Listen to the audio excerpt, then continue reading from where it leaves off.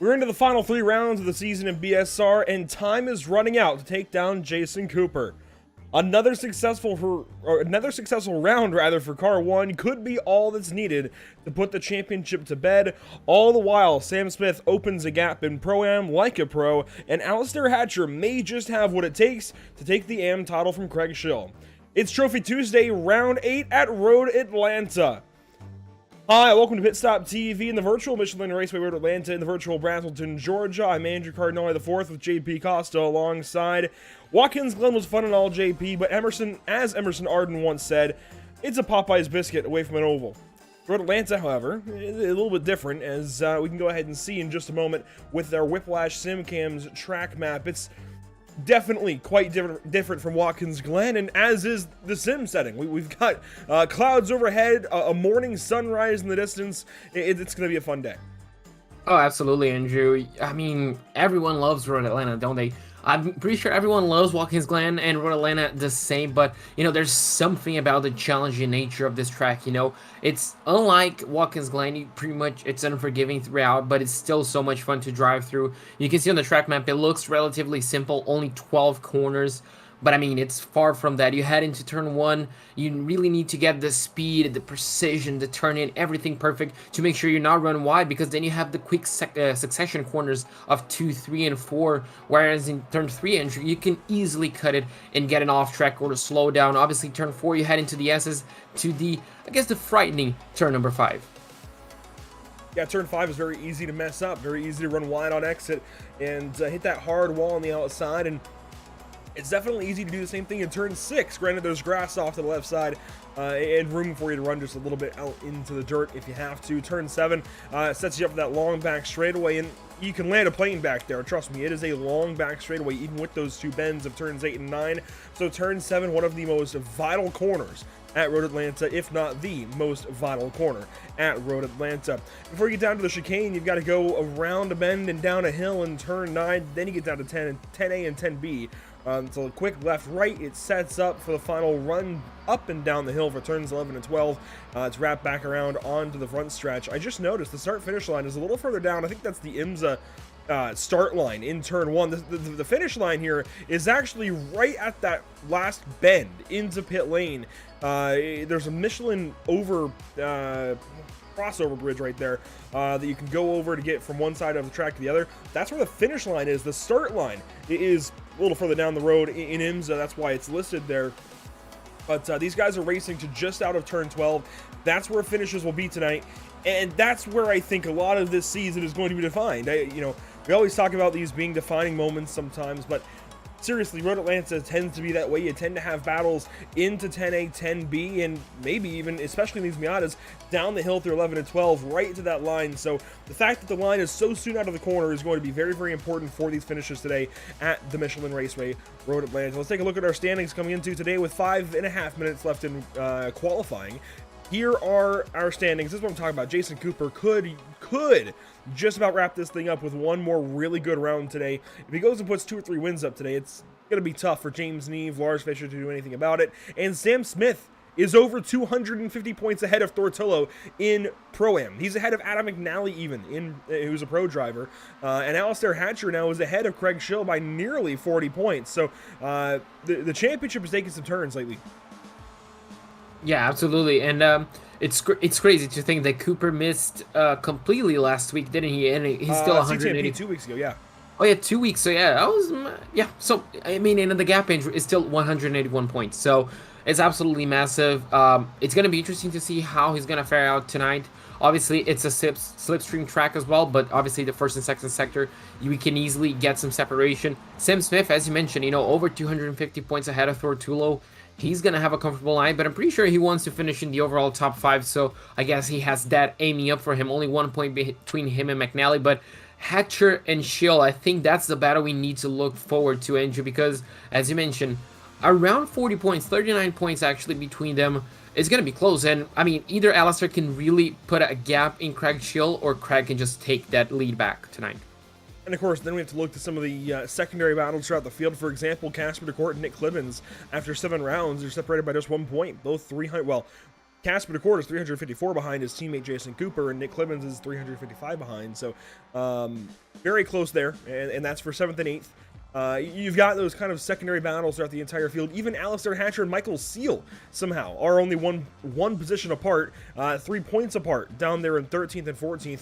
I think that Michael Seal is that far down the standings is honestly a bit staggering, and Alistair Hatcher is ahead of him. So definitely a lot of secondary battles, and maybe some pride for Michael Seal and company, Lee Holmes even, that are down there way behind their pro counterparts. They definitely want to show up in these last few rounds and make their names known as we wrap up this season. We come in around number 8 this evening at Michelin Raceway Road, Atlanta, Fulham, Brazelton, Georgia.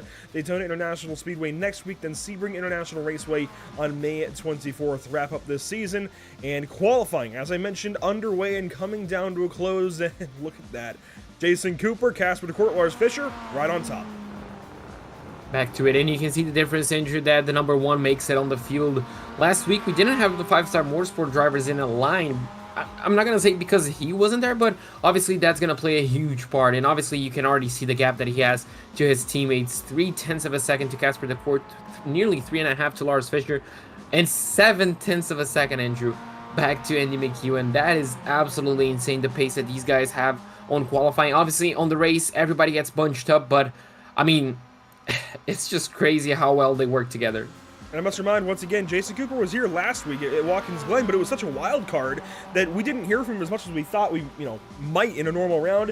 That said, he did still walk away with the race 1 and 3 victories. So, yeah, he's got things figured out in these Miatas. The fact that it was, I think, the most wild card race we could possibly have, short of Daytona, at Watkins Glen last week, and the big crashes and whatnot, and he's still walking away with 2 wins. I mean, the man is just about unstoppable, and I think that the biggest thing you have to look at as far as the effects from Watkins Glen last week, JP, is the fact that we've got 27 cars in the session, and only half of them thereabouts have qualified. You see a lot of names at the bottom that have not taken the time because they're serving quali bans. There's a lot of drivers serving some penalties today in qualifying, not allowed to qualify, not allowed to put a time down, somewhere to the tune of 11 cars from what I can tell. Yeah, it's crazy to see how many cars have unfortunately gotten a penalty after last week. And yeah, they're going to have a big challenge, especially in race number 1. All of these other drivers there are able and allowed to qualify. They're going to get quite a head start. You can see there Gulliford finishing up his lap. He's not going to be improved on his best lap time currently, but he's still going to have one more shot at a fast lap. So I wouldn't say he needs to improve, but I'm pretty sure he wouldn't deny it. He's currently in, well, the pole position of the Pro-Am class. There you go. English almost fell through. But, and yeah, Andrew, he has a 0.3 of a second gap. He's doing fantastically well. He wants to improve. Sam Smith currently, as I mentioned, a 0.3 of a second away from Gulliford. We're going to have to wait and see if he improves on this lap. He's hit a turn 10A now, so this is that backstretch chicane we're talking about that wraps up the lap and is so important here at Road Atlanta. And you can see with these Miatas here, JP, there's a lot of racing room. We've had Porsche Cup cars and GT3 cars here as of late, and we haven't seen as much of that racing room around because, well, those cars are larger, they're wider. But with these Miatas, there's plenty of room to race. We're going to see these guys go 2 or 3 wide in places we wouldn't usually see it. Here's Mark Oliver headed up to turn number 3 now. Look him up over that crest, and that right-hander right there that you got to turn in for. It's almost blind getting to the apex, but he goes into the S's now. It's going to be a lot of fun to watch these guys round this place. This is such a tough course, but in these Miatas, it gets a little bit easier and a little bit more racing. Well, a lot racier, and certainly a lot more fun. Oh, absolutely. It's just so much fun to pretty much throw the Miatas all around the racetrack, especially on tracks like these where you pretty much only rely on confidence. So you're going to see cars sliding around, being thrown around, and that's just so much fun. And obviously, Andrew, this is going to be a track that's really going to reward those drivers that have put in quite a few laps and quite a few hours into practice. As you can see, Lars Fischer, he brought the gap down quite a lot to Jason Cooper. It looks like he's going to be finishing up his final lap. Adam Dalwan, unfortunately, best of the rest, I guess. Oh, he just went to 4th. Oh, yeah, he just pipped Lee Holmes, I think, in McEwen. So best of the rest, I guess we can say. It's a term that we pretty much only used in F1, but I feel like the top 3 are on a class of their own, at least in qualifying. Mark Oliver heads down to turn 10A. Currently in the 13th position. Drivers having to stand out of qualifying. Liam Silkstone, Chris Knox, Craig Schill, Adam McNally, Nick Clibbins, Craig Cockrell, Liam Stimson, Douglas Stewart, Fiona Siddons, Thor Tillo, and Michael Seal. I do not see Ashley Simpson in the field this evening unless I'm overlooking something of the drivers that have qualified. Here's Alistair Hatcher. And I believe he just went through turn number 1. Yes, up the hill now to turns 2 and 3. He already wrapped up his final lap time. Adam Delmont, I believe, might get one more shot. He might just do it. Yeah, but the time might has. As well. No, but I think the time has already lapsed. I think this is their last. If they cross the line, that's what I'm saying. Is I think this is their last shot. Well, Delmont pulls off. McEwen is at least going through 10A and 10B, but he catches the off track there. That'll do it for him. Yeah, I think that's just gonna do it. We're gonna have to wait and see if he would improve or he just darts back to the pit lane. No, yeah, he's just gonna practice the pit entry. And it's something really important, Andrew. Obviously, we're not gonna see scheduled pit stops, but if you have to come down the pit lane, even for small issues, it's really important to have it nailed down. Obviously, instead of just hitting the wall on the inside and outside. Track temp for this qualifying session, pretty tame. 65 degrees Fahrenheit. That's not hot. That's pretty cold. I feel the drivers will be happy about that. And that's as cold as it can be made. You can only set a session in iRacing down to 65 degrees or up to 95, I believe it is, Fahrenheit. It's a pretty tight range you can work with, and only 30 degrees Fahrenheit that you can move around. So right at the bottom edge of this as we get ready for race number 1 today. We might see the track temp go up a little bit. We are in the morning, so we might get a little bit of change, but I don't think anything is going to. I think they usually set the sun to 0x here in these sessions, so it should stay just about as it is. We'll see if that changes, though, throughout the course of race number 1.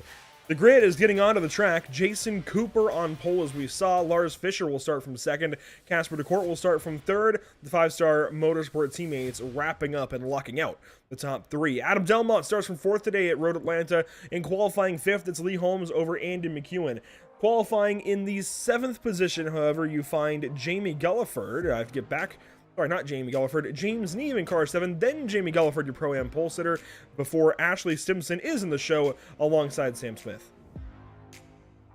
11th place, we're going to have Duncan Cope alongside of him, Glenn Humberson in 12th place. Row number 7, there you go. We're going to have Mark Oliver and Julian Trower in 14th place. Row number 8, in 15th place on the inside, we're going to have Alistair Hatcher and Adam McNally in 16th place. 17th in starting row number 9, we're going to have Nick Clibbins on his number 13, and the number 23 of Chris Knox alongside him in 18th place. In row number 10, Andrew, we're going to have Thor Tullo and Craig Cockrell in 20th place. Starting 21st, you see him there in the picture, car 57 Michael Seal alongside Craig Schill, and in front of Douglas Stewart and Liam Silkstone, and your back row of the field, Liam Stimson and Fiona Siddons. 26 cars in total as we get ready for our first race of the day. I can only imagine how this one's going to go, JP. We're expecting, it looks like, 10 laps for each of these races today, waiting oddly long. There we go. Red lights are on. That means green lights are on the way for the first race of the day. Engines are fired and they are pegged, ready to go. Green flag is out. They're off and away.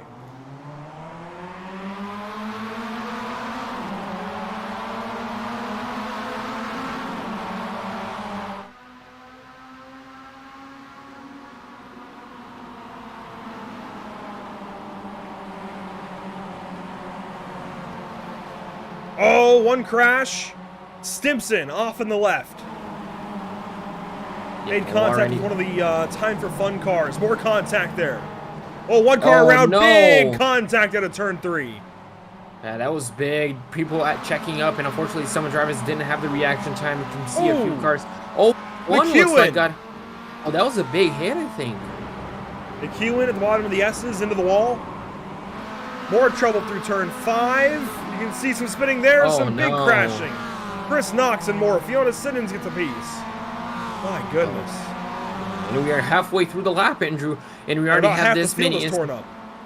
Yeah, so not looking good for the second half. Luckily, it's a bit easier, but you can see just how much separation we have. The top 7 looks like they're all still close together, but back here, Andrew, is where we had most context and where we have a bit of separation.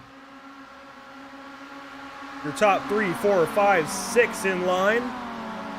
They head down through turn number 9, down to turn 10 now.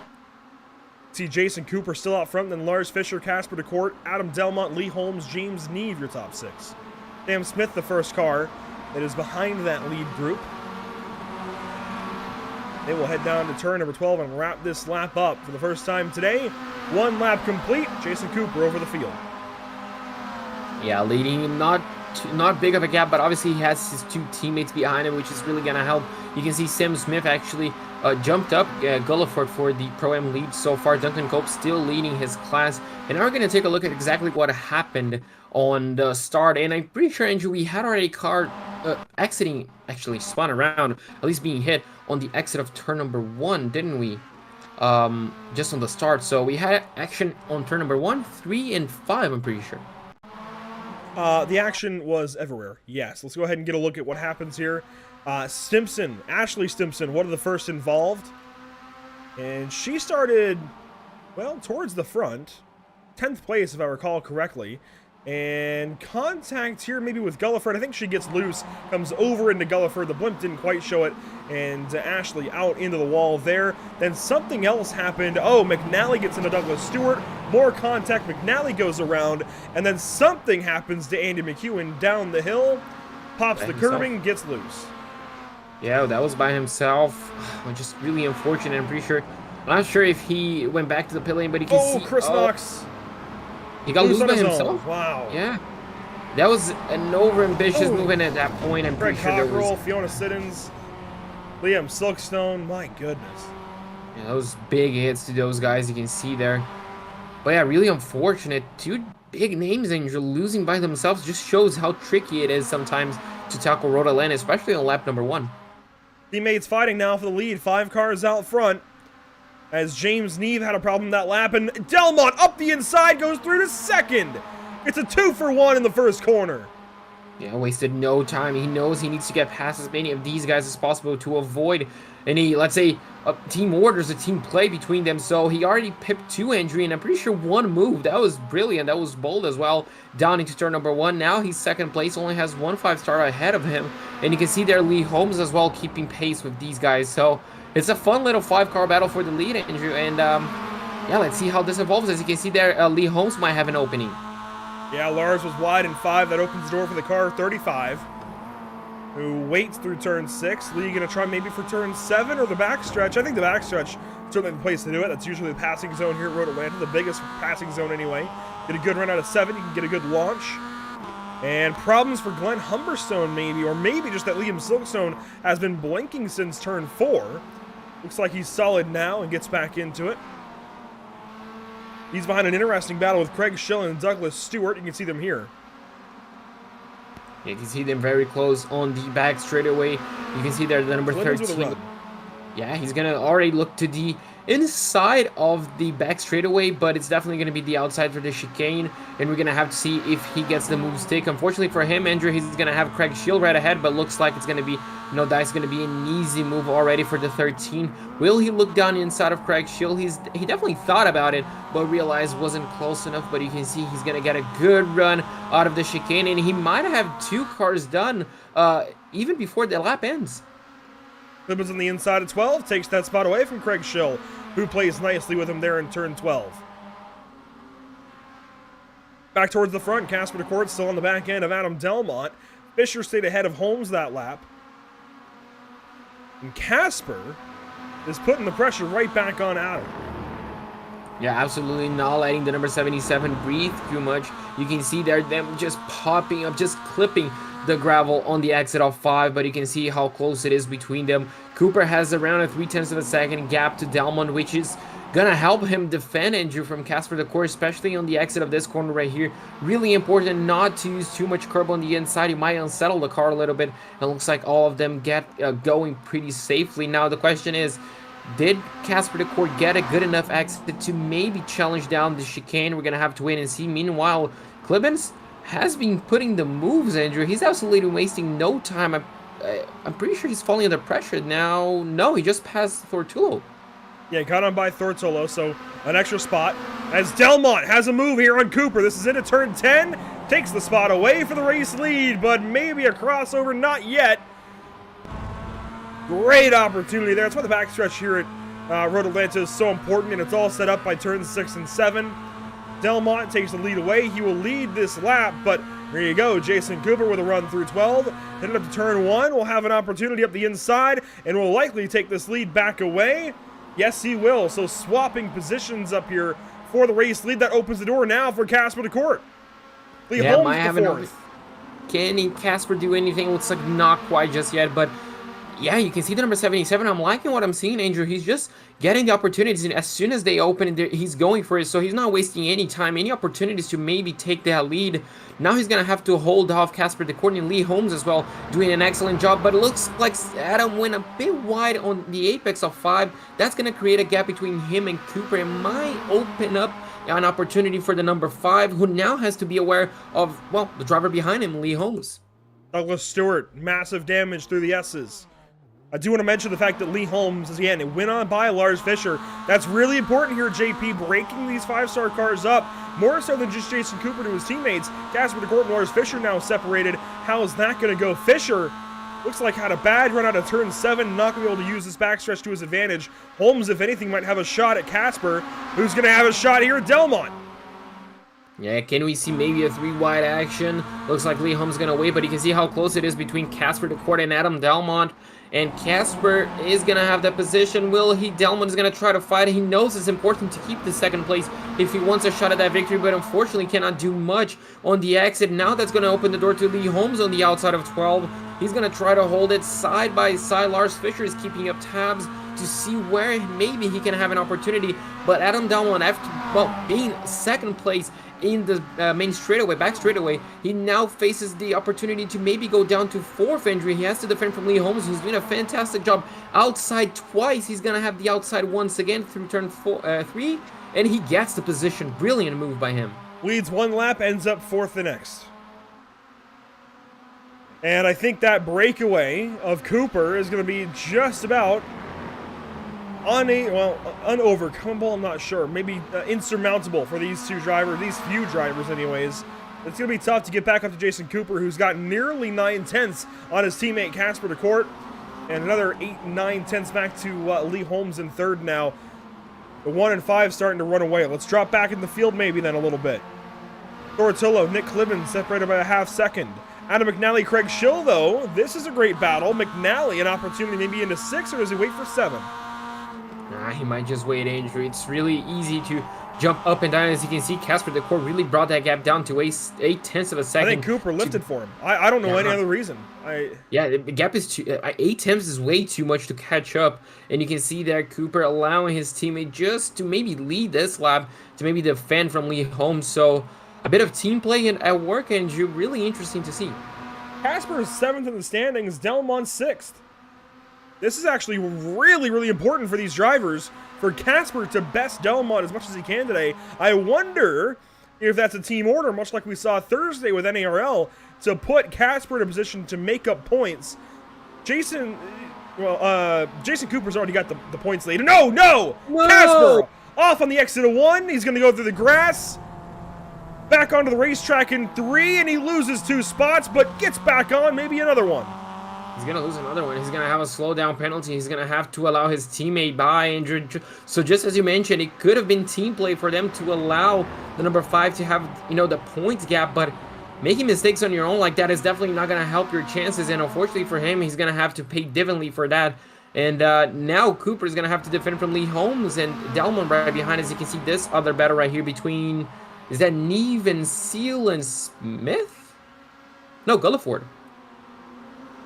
3 teammates here, all with Time for Fun Motorsport, the newly formed team for this season, and Seal a bit wide there in 7.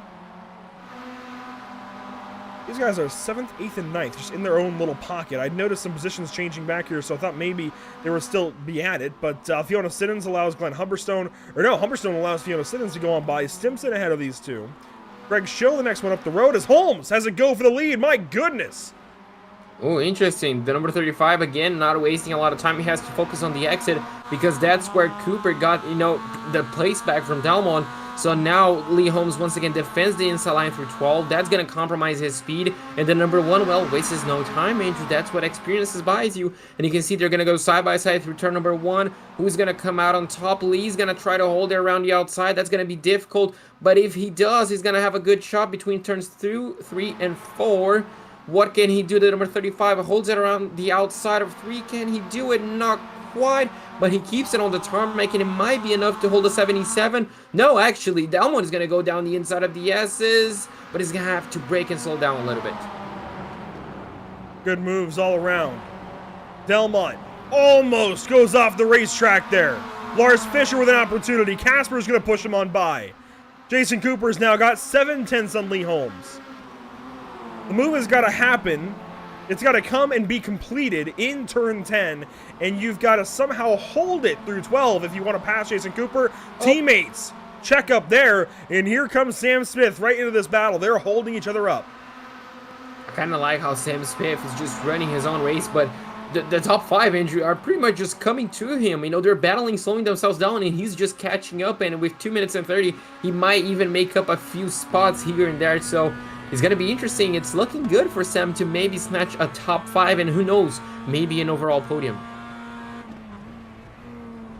Sam should certainly take the Pro-Am victory, but can't get too excited yet. If these guys keep slowing down with 2 minutes to go, maybe Neve, Seal, and Gulliford are able to take advantage of something here. You never know, especially with BSR at a place like Road Atlanta. Looks like 2 laps to go. Yes, 2 laps to go. At Road Atlanta, Smith goes purple that lap. He finally got a sniff of the draft, said, yep, I'll take a purple lap. And that's really going to push him. Obviously, he's not going to have, I guess, that confirmation on his race unless he's running some sort of driver aid, but it's definitely going to feel good having that personal best setting on the last final laps. As you can see, this little battle right here, Andrew. The amateur lead. Yeah, this is Duncan Cope and Mark Oliver going for it with, well, pretty much only 2 laps to go. It's going to be fun to see who's going to come out on top. And oh, I thought Delmont had blinked for a little bit, and I saw Sam Smith moving up to 5th, but not quite. Delmont did blink out. Pops back in as they work through 6 and 7. This is the battle for the amateur win. Duncan Cope and Mark Oliver. They swapped spots a couple of times. They're ahead of Julian Schroer and another, well, they're about 1.7 seconds ahead of Alistair Hatcher, who is your amateur points leader currently. And Alistair's in 13th over Nick Clibbins. Back up to our leaders as they head down the backstretch. We know how hectic it gets into turn 10. Do they wait with 2 laps to go? It looks like it. Yeah, Lee's definitely going to have to wait to challenge Cooper. He's going to have a perfect lap if he wants a shot at that final, the final overtake, Andrew. And we saw drivers are not able to clear their opponent before the start-finish line on the exit of 12. So Cooper's going to have to defend the inside line if Lee gets too close. That's going to be interesting to see as we head into the final lap of the race. The top 5 covered by less than 1 second. This is about to be fun. You see Sam Smith closing in, but just a little ways back in case something happens. Through turn 1 with the white flag out, presented by Whiplash Simcams. Teammates side by side. Lars Fischer and Casper DeCourt. You don't want to do that. You want to be able to challenge Adam Delmont and Lee Holmes on the back end of this lap here. If you're Lars and Casper, you've got to get in line and work together. You can't be side by side like that through the S's. Yeah, this is really not going to help them, Andrew.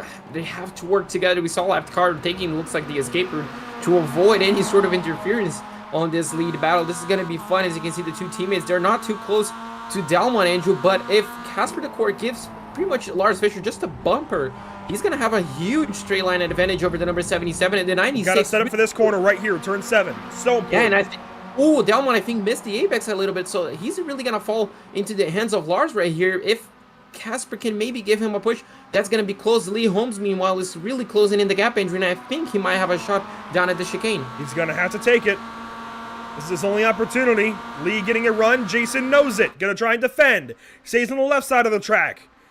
Lee is going to have to outbrake her on the outside of the first apex, the inside for the second apex. Jason Cooper tries to slide it behind him, takes the first apex. He's still got the lead side by side, and Lee Holmes can't get him. Oh, backs up to Adam Delmont. Contact. Casper DeCourt and Lars Fischer come on through. They bully their way to third and fourth, and Jason Cooper wins the first one at Road Atlanta. perfect defense move from him. Lee Holmes unfortunately couldn't hold it around the outside. Lars Fischer is going to end up pipping not only him, but Casper DeCourt. They both ended up pipping Delmont. Sam Smith is going to finish just 1 second behind that battle to win the Pro-Am class. And it looks like Duncan Cope, Andrew, is going to win the amateur class down in 10th. And look at how close that finish was between them. Yeah, just barely over Mark Oliver. Alistair Hatcher goes 14th, losing a spot to Nick Clibbins on that last lap. McNally and Silkstone and Tullo, then Schill. Ashley Simpson, Fiona Siddons, and Glenn Humberstone before Liam Stimpson will wrap up our lap. And it's yet another win for Jason Cooper. You want to guess what the number is now this season, JP? What is the number of this race in total? No. The Jason Cooper has won. Yeah, no. What number is this race? So I can guess based on that. It's race what number? This race is race 29. 29, yes. So he won around 17? Not quite. I think he would love that. No, he's below 50% now after missing a week. 12 races, though. 12 wins Still this insane. season. Yeah. I mean, that's 12 races counting inverts. I mean, it's not just qualifying and race. I mean, it's crazy. And if you take the 4 races that he missed at Mosport away, that's 25 races, 12 wins. He's still right at 50%. You know, he's flirting with it. So if you take out the round that he missed, he's still on target. On target. I mixed the two, anyways.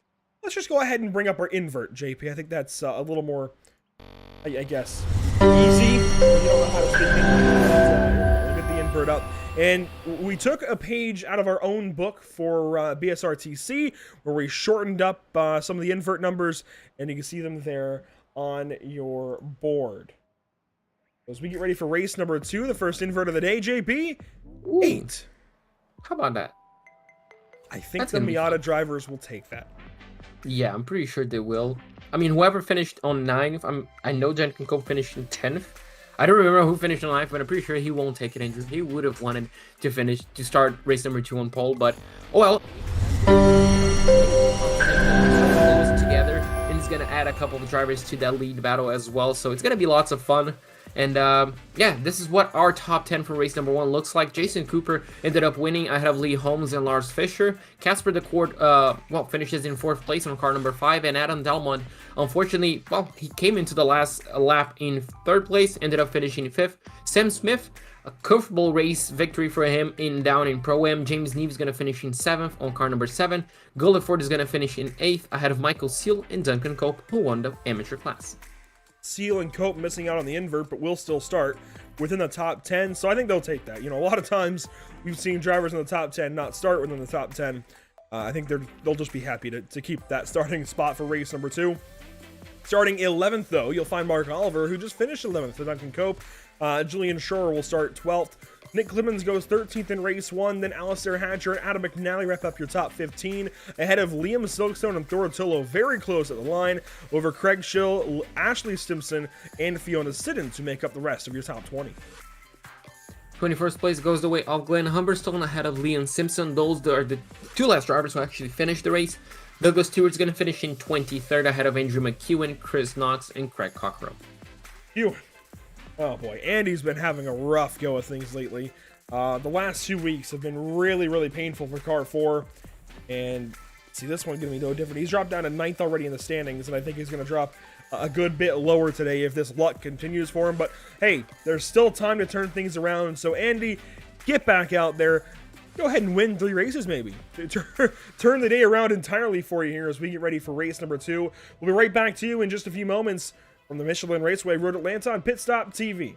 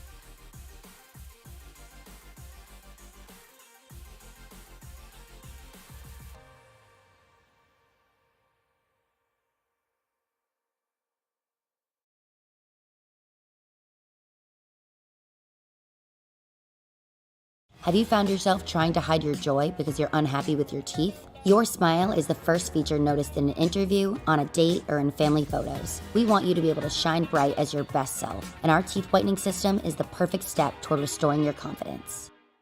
Sound Art introduces an entirely new way to listen to music in your home. By combining the best of two products, a revolutionary high-fidelity, low-profile Bluetooth wireless speaker with beautiful artwork. Select from a library of artwork or upload your own photos to personalize your experience. Sound Art ushers in an era of invisible, beautiful, and amazing sound throughout your home and redefines your entire entertainment system.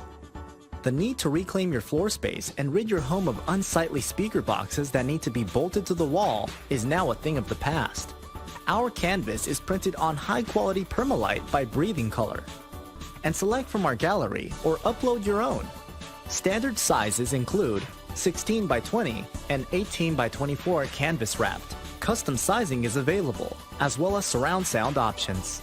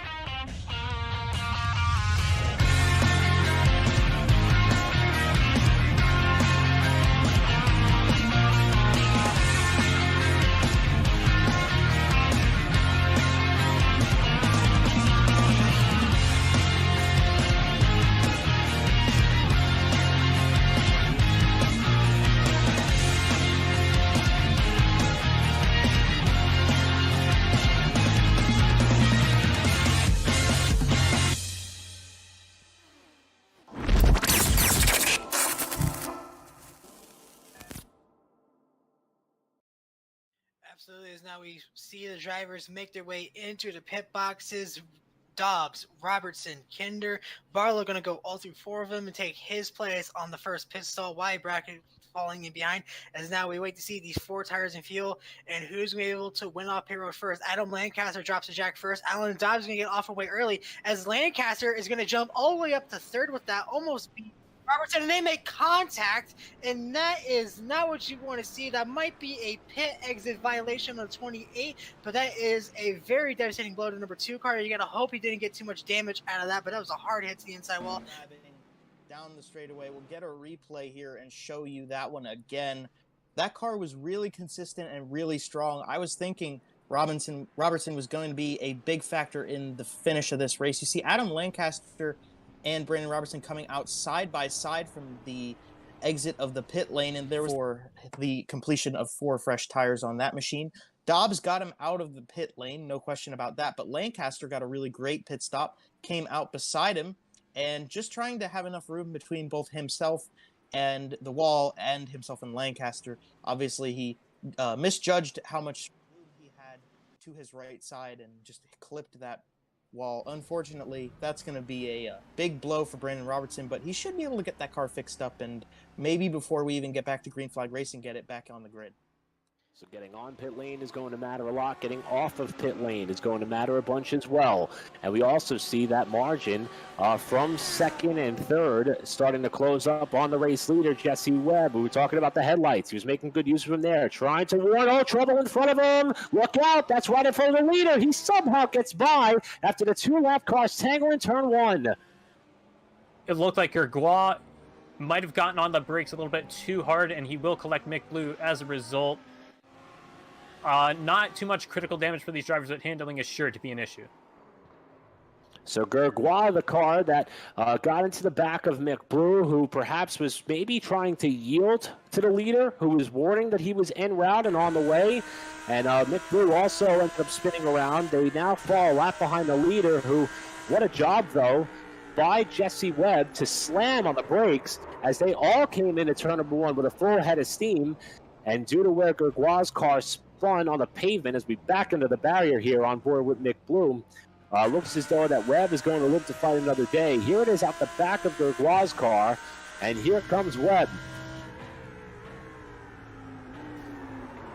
Deep down to turn number 1, just right into the back of Mick Blue, and there goes Webb, able to squeeze on by, and just like that, that is how quickly things can come undone for the front runners in lap traffic. 7 rather, and it ends up working for Bruno, but I'm not so sure that I would have done the same thing there into turn 1 like that, or turn 2 rather. Oh, safe goes around!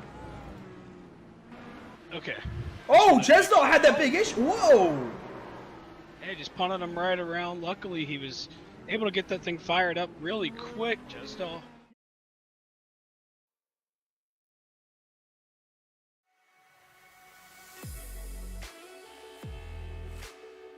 Welcome back to the virtual Michelin Raceway Road Atlanta. Thanks for sticking with us through that extended intermission as the session took a little while to go live, but we are ready for race number 2, and already things are looking a bit more like the B-roll. JP, we've got sun in the sky at least, so that's a good start. And we're in kind of the morning hours still, so it about matches when the B-roll was recorded. Hey, we're looking like we got a sunny racetrack. I like this. We're not stuck in the clouds and the gloom all the time.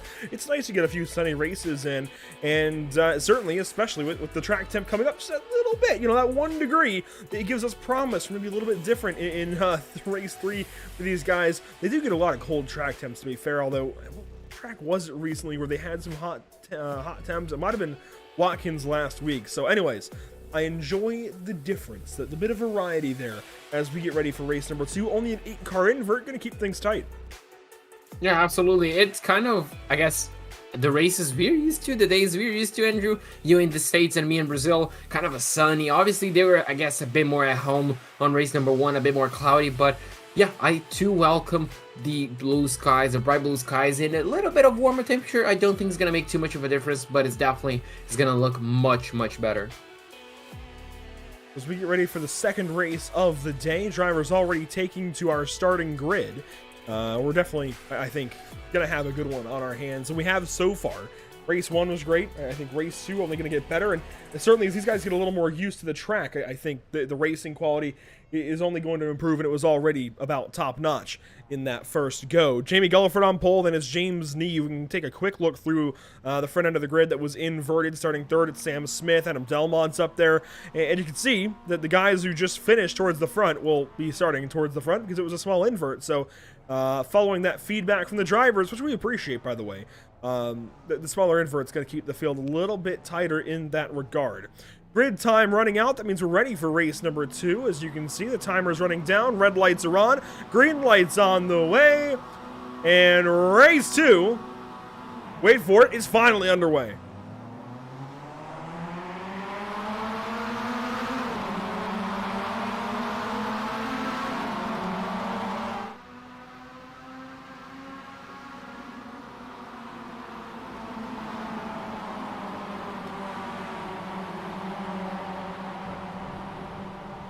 Oh, a crash already. McEwen gets a piece. But the field goes up to turn 3, and things look okay. Yeah, look okay. We had a bit of troubles, at least on lap number 1. Race number 1, there you go. Up on turn number 3, but looks like no trouble so far. Down the S as we go. As you can see, the leader has quite a bit of a gap. Do we have any more instance, Andrew? Looks like we're pretty much all single file throughout the grid, so this should ease up a bit of the instance. As you can see, a big separation on that latter part, but looks like everybody makes it through safely. We're almost seeing 3 wide action, and oh, do they save it? No, I don't think they did. Sam Smith is around in front of the field. Duncan Cope piles in, and more. 3-4 cars wide, stopped there in between 6 and 7, and now they get it sorted out. Big calamity there in turn 6. And unfortunately, some big names involved, like Sam Smith. He's going to have, well, he's going to start the race on the back foot. This lap number 1, he's going to end on the back foot. You can see the leader, pretty much a sizable gap already. And luckily for him, his teammates, you can see the 5-star motorsport. I'm pretty sure that's Lars Fischer, isn't it? Making his way up to 3rd place. As you can see now, down the chicane we go. Everybody throughout single file. I want to say a cleaner lap 1, but I mean, we did have our instance. Definitely cleaner than the race 1. Definitely cleaner. Thankfully, just that one big incident that we saw between turn 6 and 7 that claimed Sam Smith and Duncan Cope. The rest of the field gets on through it, though, and you can see our leaders now at the turn number 1. James Neve in control. Adam Delmont third behind James Neve's teammate, Jamie Gulliford, who suddenly is looking like our best Pro-Am driver of race number 2. Oh, and a problem for Nick Clemens. Car 13 in trouble. Oh, big trouble. You can see big damage to his car. Looks like he's going to be able to go through in. That's a 964 Valestar Hatcher, so the leader of the amateur class already with trouble, Andrew. So some big names. The leader of both the Pro-Am and the amateur class struggling already in race number 2. Cooper was a bit slow out of 7, or out of 5 rather. Gives up a spot to Casper DeCourt, then Lee Holmes. Glenn Humberstone gets passed up. He's a bit off pace, but gets passed up by Michael Seal here. Seal started from the pit lane, the top of the drivers who did so. There were, I think, 6 of them. On board now with car 57. And you can see here just on the back straightaway, this is a good opportunity, Andrew, to pretty much just take a breather, relax, trying to focus. And obviously Michael being down in 15th place, he wants to make up quite a few positions. As you can see up ahead, Delmont makes his way past Gulliford, and you can see there Lars Fischer, I'm pretty sure just traded position with Casper DeCourt as Lee Holmes and Cooper go side by side. This reminds me of something we saw today, doesn't it, Andrew? Yeah, the race 1 finish, almost carbon copy here, and once again, Cooper will win the fight back to the line, I think. Yes, he does. A little bit closer between those two, though, so maybe Lars learning something there. Is Gulliford going to get passed up by Casper DeCourt? No, Lars Fischer actually first, then Casper DeCourt, who sits in the waiting. Gulliford had a good start, but when these 5-star cars get going after it, it's just so tough to hold them off, and couldn't even hold off Adam Delmont, so certainly some speed in Team Excite in 5-star Motorsport. Yeah, absolutely. It's really difficult to hold these top guys, Andrew. Pretty sure he's going to be doing the best he can because, well, he's leading his class. Obviously, he has no business, but obviously his teammate as well is leading the race. So, for as long as possible, he can, I mean, if he can hold Casper DeCourt and Cooper as well behind him, he's going to be in a good shot to help his maybe teammate to finish on the overall podium, and who knows, maybe even win the race. As you can see now, tackles quite a bit of that curb and really slow outside of turn number 6. So, or turn number 7, should I say, and you can see Casper Decor even had to check up, so didn't get the complete run he wanted, but now he's going to look to the inside, and there's nothing the 599 can do at this time. You can see there a little pit stop logo, and his team is going to help, so we might see both 5-star motorsport drivers making his way through Gulliford. Casper Decor goes on by Gulliford by turn in.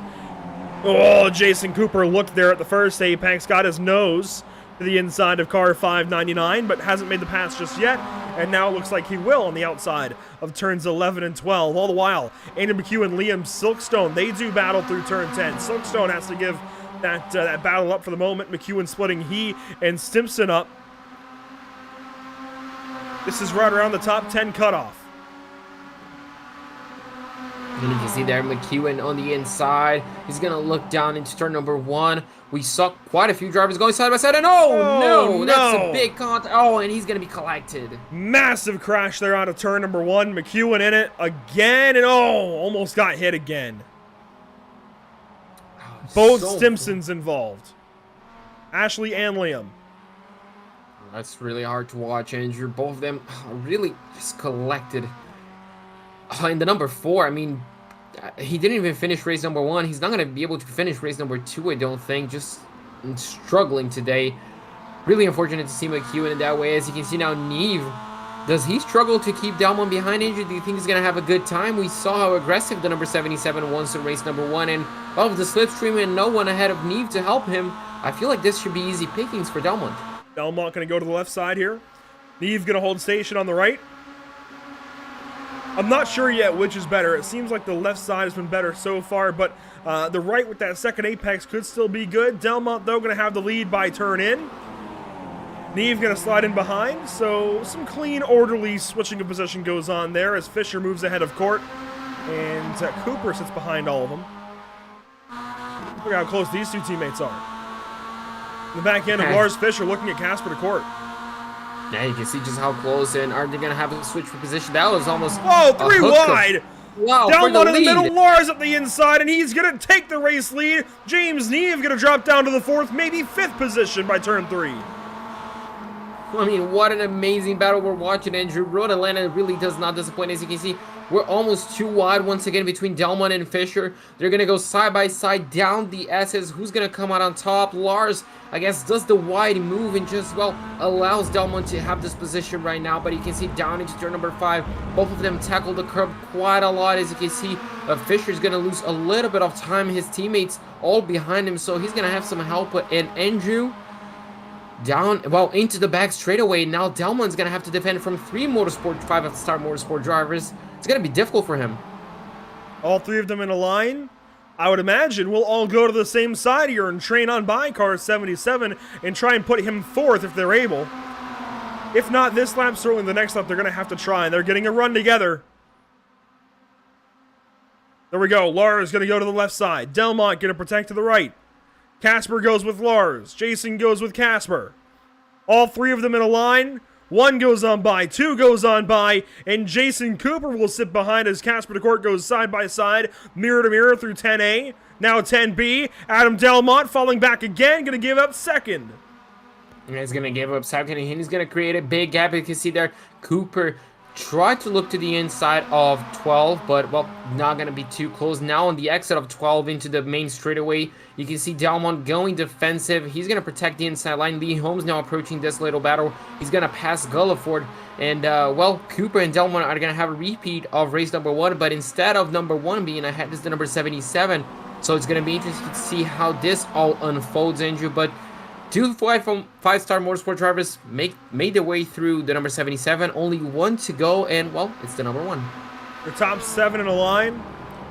7th in this line is Jamie Gulliford, your Pro-Am leader currently in car 599.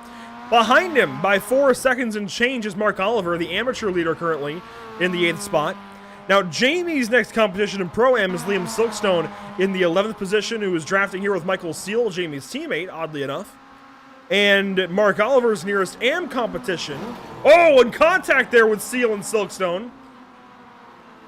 checks him up just a little bit. But Oliver's nearest amateur competition is all the way down in 18th. That's Craig Schill, Mark Oliver's teammate. Alistair Hatcher and Fiona Siddons and Duncan Cope are all on a line further back in 21st, 22nd, and 23rd. I say in a line. Fiona Siddons is 38 seconds ahead of Duncan, who is 14 seconds ahead of Alistair. As here we go, down to turn 10 again. More swaps. Delmont battling here with Fisher as Casper DeCourt takes the lead. Yeah, Casper took the lead. That was a line right there, Andrew. And you can see there Cooper helping out his teammate Lars to maybe get a little bit of a straight line advantage over Delmont. And that certainly did help because the number 77 had the best run out of the chicane. But unfortunately, he's not going to have the best run out of 12. And he's going to have to maybe brave it around the outside. You can see he breaks deeper to maybe cover off a Cooper right behind. And while he does so, unfortunately not being able to pass Lars Fisher in the process. And you can see there, Andrew, the number 35, he's coming. Up into 5th now as Lee Holmes goes on by James Neve. Look at this line of cars. They head down through the S's and the lines they take. Some jumbling back here. Chris Knox goes on by Douglas Stewart, who's in front of Craig Schill. Tortillo battling with Craig Cockrell. This is for 14th and 15th. Cockrell ahead. Mark Oliver and Adam McNally swap spots. Oliver slow out of 5. Yeah, Oliver unfortunately slowed a little bit. It looks like no contact was made, at least with the wall, so maybe just a small mistake. As you can see, the rest of, well, these guys essentially, oh, that was going to be close to, between Cockrell and, that's not 100% ahead of him. But, well, you can see just how close it is, Andrew. And as soon as that driver makes a mistake, especially in the last part of the circuit, or sector number 2, as I like to call, it really is difficult to sometimes avoid the incidents. As we cut back ahead, Lars Fisher making his way through Casper DeCourt once again. Delmont defending from Cooper, but also looks like getting a hint of an attack. And you can see now there Lars Fisher goes wide on the exit of the chicane, goes onto the grass, and that's really going to slow them both down, Andrew. This could open the door for maybe a 3-wide situation of Delmont. Delmont going to have an opportunity potentially. Adam looks to the right side, and Lars covers it up. Contact! Oh! Lars covered it up. Delmont hit him just a little bit, goes off, but you know what? Adam's going to tag on to the back end of this line and get back after it. He's not out of this. 3 minutes to go. Yeah, 3 minutes. It's going to be difficult to make his way to, well, 3rd place once again, but he definitely can make up a few spots as he has done on this race on Gulliford and Neve. Now it's going to be the opportunity for Lee Holmes to maybe attack Cooper and get himself into the overall podium. It's going to be interesting to see how the 35, well, pretty much attacks those 3 drivers and how he reacts to the moves with only 3 minutes to go. If it's Casper DeCourt or Lars Fisher in this race, that breaks a tie with them. They're both tied at 2 wins this season, making it a total of 16 currently for 5-Star Motorsport, 12 of those from Jason Cooper alone. Lee Holmes, winless so far this season. James Neve, also winless. Jamie Gulliford, winless overall. Adam Delmont would be looking for win number 4, as you can see teammates side by side into turn 10. 3 wide even. Cooper at the inside backs out. I think he was just playing with his teammates, maybe just looking, yeah, I could go for it, but decided not to go for it. As you can see there, Casper DeCourt, now it's his turn to maybe tackle a bit of the grass on the exit of the chicane, and he's going to lose the spot to his team, and now Lars Fisher's going to have to defend from the 12-time winner this season. And you can see there Lee Holmes spotting an opportunity to pass Casper DeCourt, who really defends quite hard, now comes back a little bit, closes the door on Lee, and, well, unfortunately nothing the number 35 can do on turn number 1. He's going to have to hold back a little bit.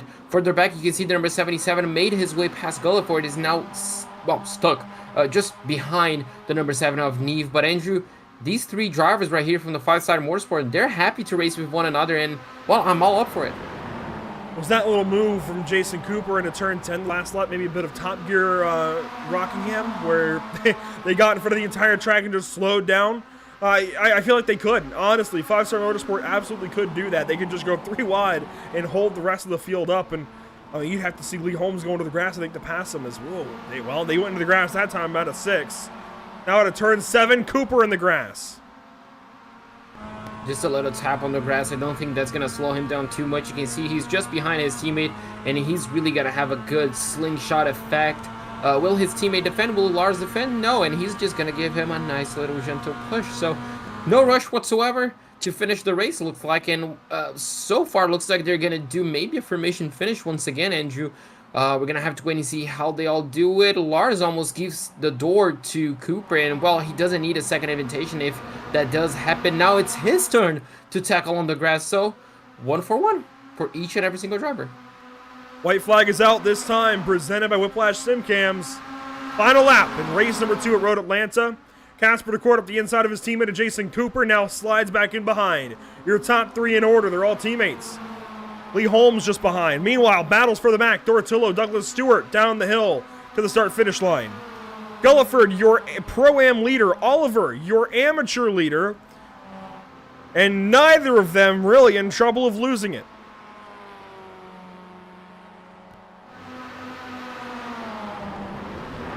As you can see now, exiting turn number 5, Andrew. This is going to be a good spot to line up the moves already. Only 2 braking zones before the main straightaway. Lars Fischer has a 3/10 of a second gap. That's not going to be enough to cover the slipstream effect down the back straightaway. As you can see there, Cooper really using quite a bit of curb. Lars tackling a bit of the grass on the, well, pretty much the entry of 7. Now exiting it. It's going to be fun to see who's going to come out on top. Could Casper DeCourt maybe throw a spanner in the mix and win this race? Could Lee Holmes have anything to say about it?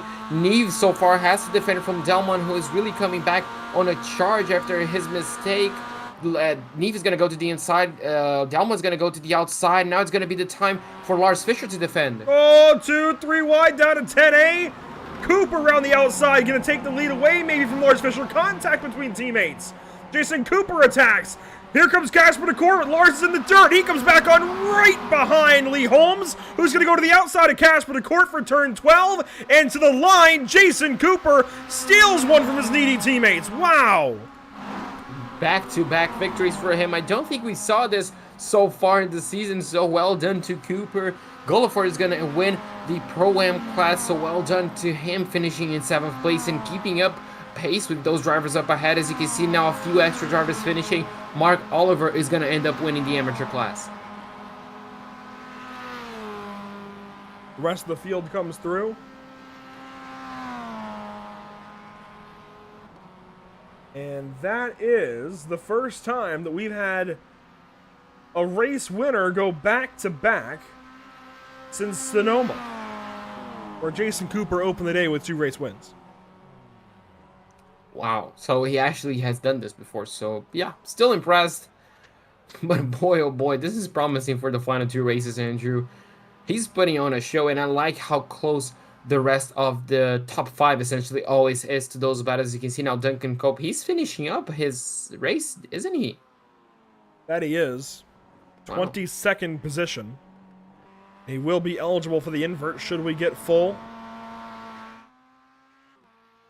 Alistair Hatcher will also be eligible, way back here with all that damage.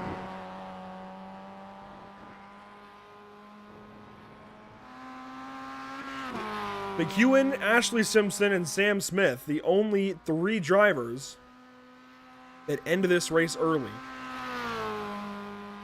Hatcher comes across the line. That means we can go ahead and fire up our spinny wheel for the second.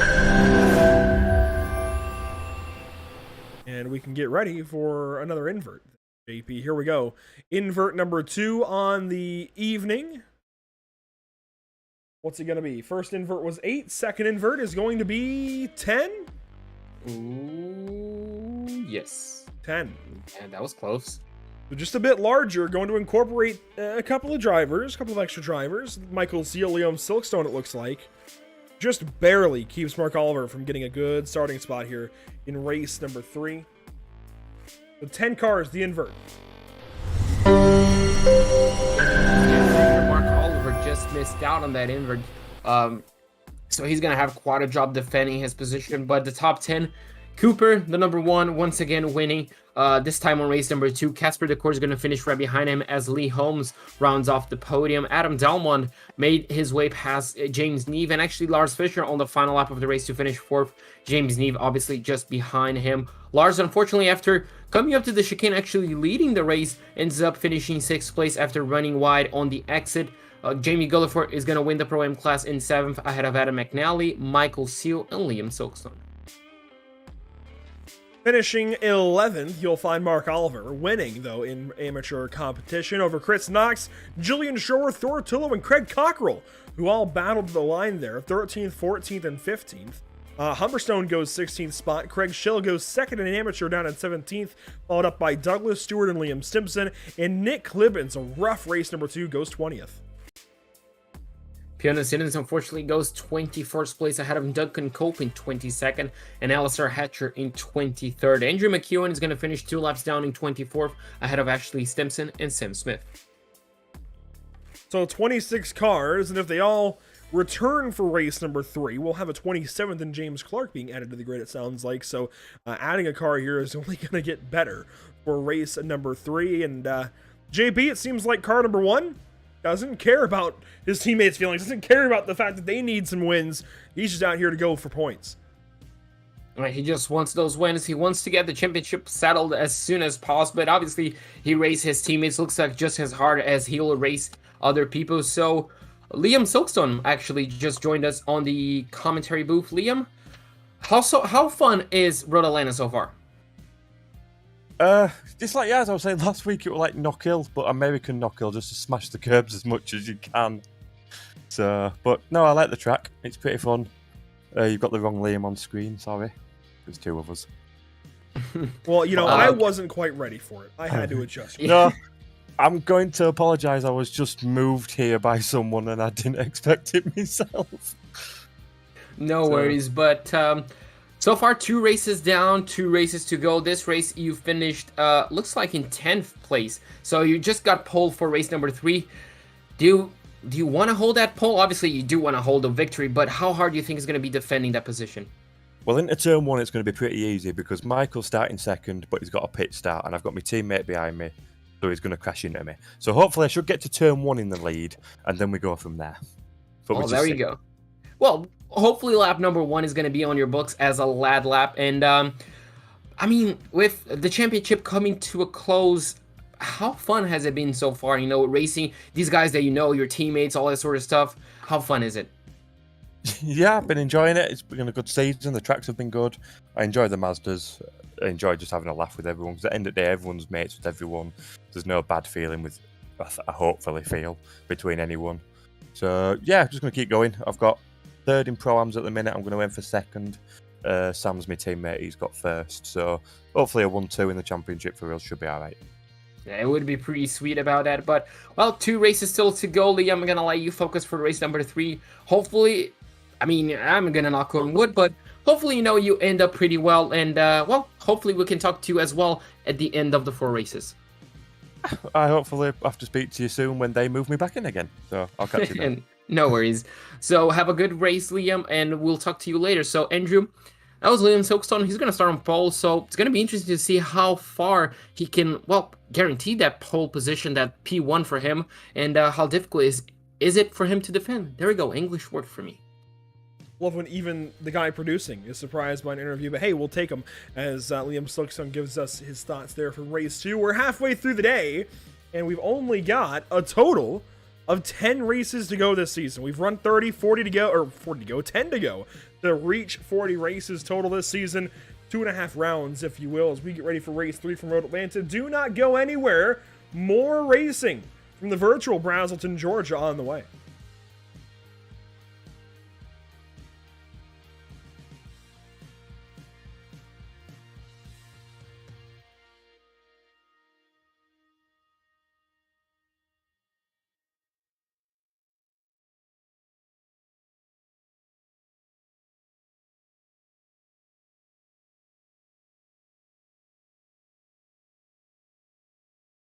After months of quarantine, we're all interested in how we can become our best self. The team at Permanent Makeup and Cryo is here to help you get the flawless makeup look every day without the extra effort or time. When it comes to your appearance, you deserve the best care that money can buy.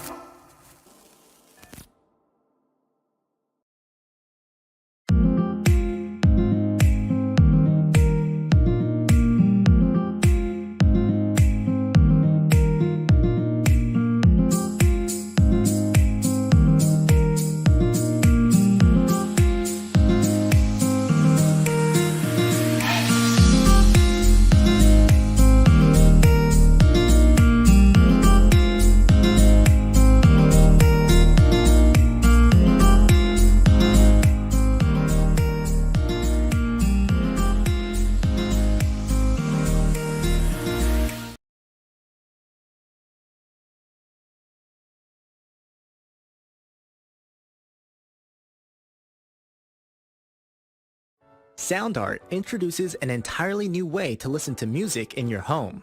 By combining the best of two products, a revolutionary high-fidelity, low-profile Bluetooth wireless speaker with beautiful artwork. Select from a library of artwork or upload your own photos to personalize your experience. Sound Art ushers in an era of invisible, beautiful, and amazing sound throughout your home and redefines your entire entertainment system. The need to reclaim your floor space and rid your home of unsightly speaker boxes that need to be bolted to the wall is now a thing of the past. Our canvas is printed on high-quality permalite by Breathing Color. And select from our gallery or upload your own.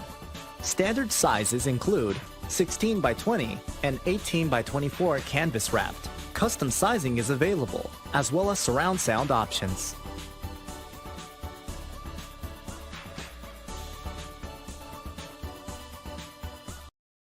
Absolutely. As now we see the drivers make their way into the pit boxes. Dobbs, Robertson, Kinder, Barlow going to go all through 4 of them and take his place on the first pit stall. Wide bracket falling in behind. As now we wait to see these 4 tires in fuel and who's going to be able to win off pit road first. Adam Lancaster drops the jack first. Alan Dobbs is going to get off away early as Lancaster is going to jump all the way up to 3rd with that, almost beat Robertson, and they make contact, and that is not what you want to see. That might be a pit exit violation on 28, but that is a very devastating blow to number 2 car. You got to hope he didn't get too much damage out of that, but that was a hard hit to the inside wall. Down the straightaway, we'll get a replay here and show you that one again. That car was really consistent and really strong. I was thinking Robertson was going to be a big factor in the finish of this race. You see Adam Lancaster and Brandon Robertson coming out side by side from the exit of the pit lane, and there was for the completion of 4 fresh tires on that machine.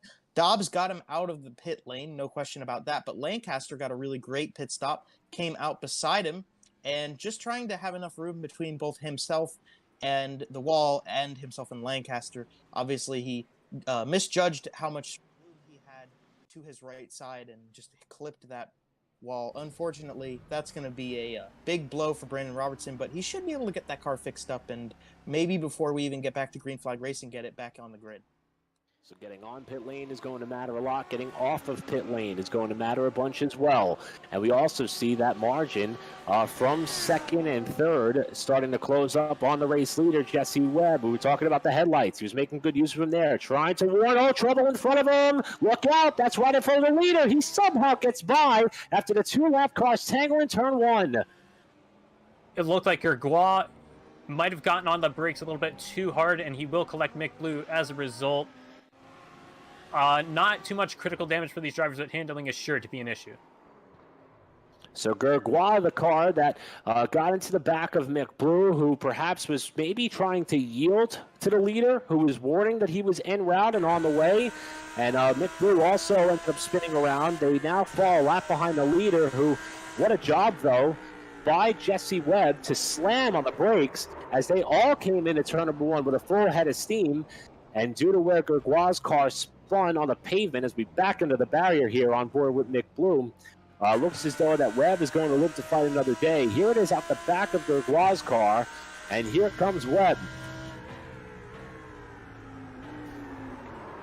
Down to turn number 1, just right into the back of Mick Blue, and there goes Webb, able to squeeze on by, and just like that, that is how quickly things can come undone for the front runners in lap traffic. 7 rather, and it ends up working for Bruno, but I'm not so sure that I would have done the same thing there into turn 1 like that, or turn 2 rather. Oh, Safeker's around! Okay. Oh, Jesdal had that big issue. Whoa! Hey, just punted him right around. Luckily, he was able to get that thing fired up really quick, Jesdal. Yeah, that was Jesdal who goes around out of 7. That's what I was saying. He is the reason this all happened. So Jesdal has this spin, and wow, he just got on the power, I think, too much in that compression and spun the car around. And suddenly, here comes Nate Siefker, and Siefker's just got this big head of steam. It goes off track to clear him, and then gets punted off for doing so. I'm not sure that was intentional from Jesdal. I think it just ended up happening that way. Of course, Siefker going off track like that probably is already on the binders as soon as he gets back to the black there. And Jesdal just wasn't ready. Let's put that behind us. We've got a restart to focus on. 2 laps to go. It's green, white, checkered. Out of 100 laps, we now have 2 more to go to make it 104. Anthony Masadi, the race leader. Jeremy Berger, second place. The 2-car Jack Ryan in there as well. How does this shake down? You see Stephen Parrott. We haven't seen much of him. So here is. Oh, and they're wrecking. That's everybody. Oh, that's we're everybody. upside down. Yeah, that's the whole field right there coming Holden back McGill again. just did a barrel roll out of turn 4. Everybody's in this, and we're still crashing. We're still crashing. We're still crashing. Oh my. Oh, we're still crashing up here. We're creating new crashes. Oh boy. Buddy in the field. We'll get a replay, and I don't know if you can pick out one single car to follow through this one, because this included most of the cars left in this race.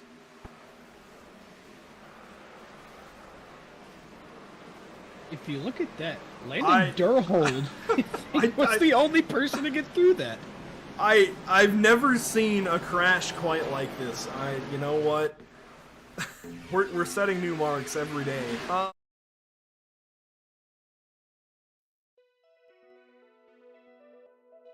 Welcome back to the virtual Michelin Raceway Road Atlanta as we prepare for race number 3 today. Round number 8 this season. JP, this season has gone by in a flash. I think that's the best way to put it, and already this day has gone by in a flash. Look at this, we're into the sunset, it seems, in the virtual Brazelton, Georgia. Rush hour traffic in Atlanta is probably stacking up every single road you could imagine. Certainly 85, and yeah, I would not want to be on 85 right now in Atlanta. That sounds like a terrible idea, but regardless, we're going to have a bit of fun going into the night here at Road Atlanta. Hopefully we get a full night race in a little while. Oh, absolutely. I mean, haven't you had fun in the first 2 races, Andrew? Because I certainly had. And the final 2 are definitely going to put us on a great show. And obviously, if this is the setting for race number 3, Andrew, I just wonder what the setting will be like for race number 4. Remember Watkins Glen? The total and complete pitch dark? Could we have something similar? Believe me, I remember, because that's, again, a preview of what we're going to see next weekend. Or, well, not next weekend, this weekend, with the North American Racing League at Watkins Glen for their 24-hour race, 24-hour event. But for now, we've got 2 more 15-minute races, 10 laps apiece. The lights are back on at Road Atlanta, just like they were in race number 1 with the morning hours. And we've got an invert of 10. That's Liam Silverstone now on pole, then Michael Steele starting from the pit lane. McNally, Gulliford, Fisher, Neve, Delmont, Holmes, DeCourt, and Cooper. Now your top 10 starting order for race number 3. The timer is coming down to a close. You can see it there. It says staging now. Red lights are on, and we get ready for race number 3. Waiting on Barney the flagman to officially display the green flag for this one. And green is out. Silkstone off and away.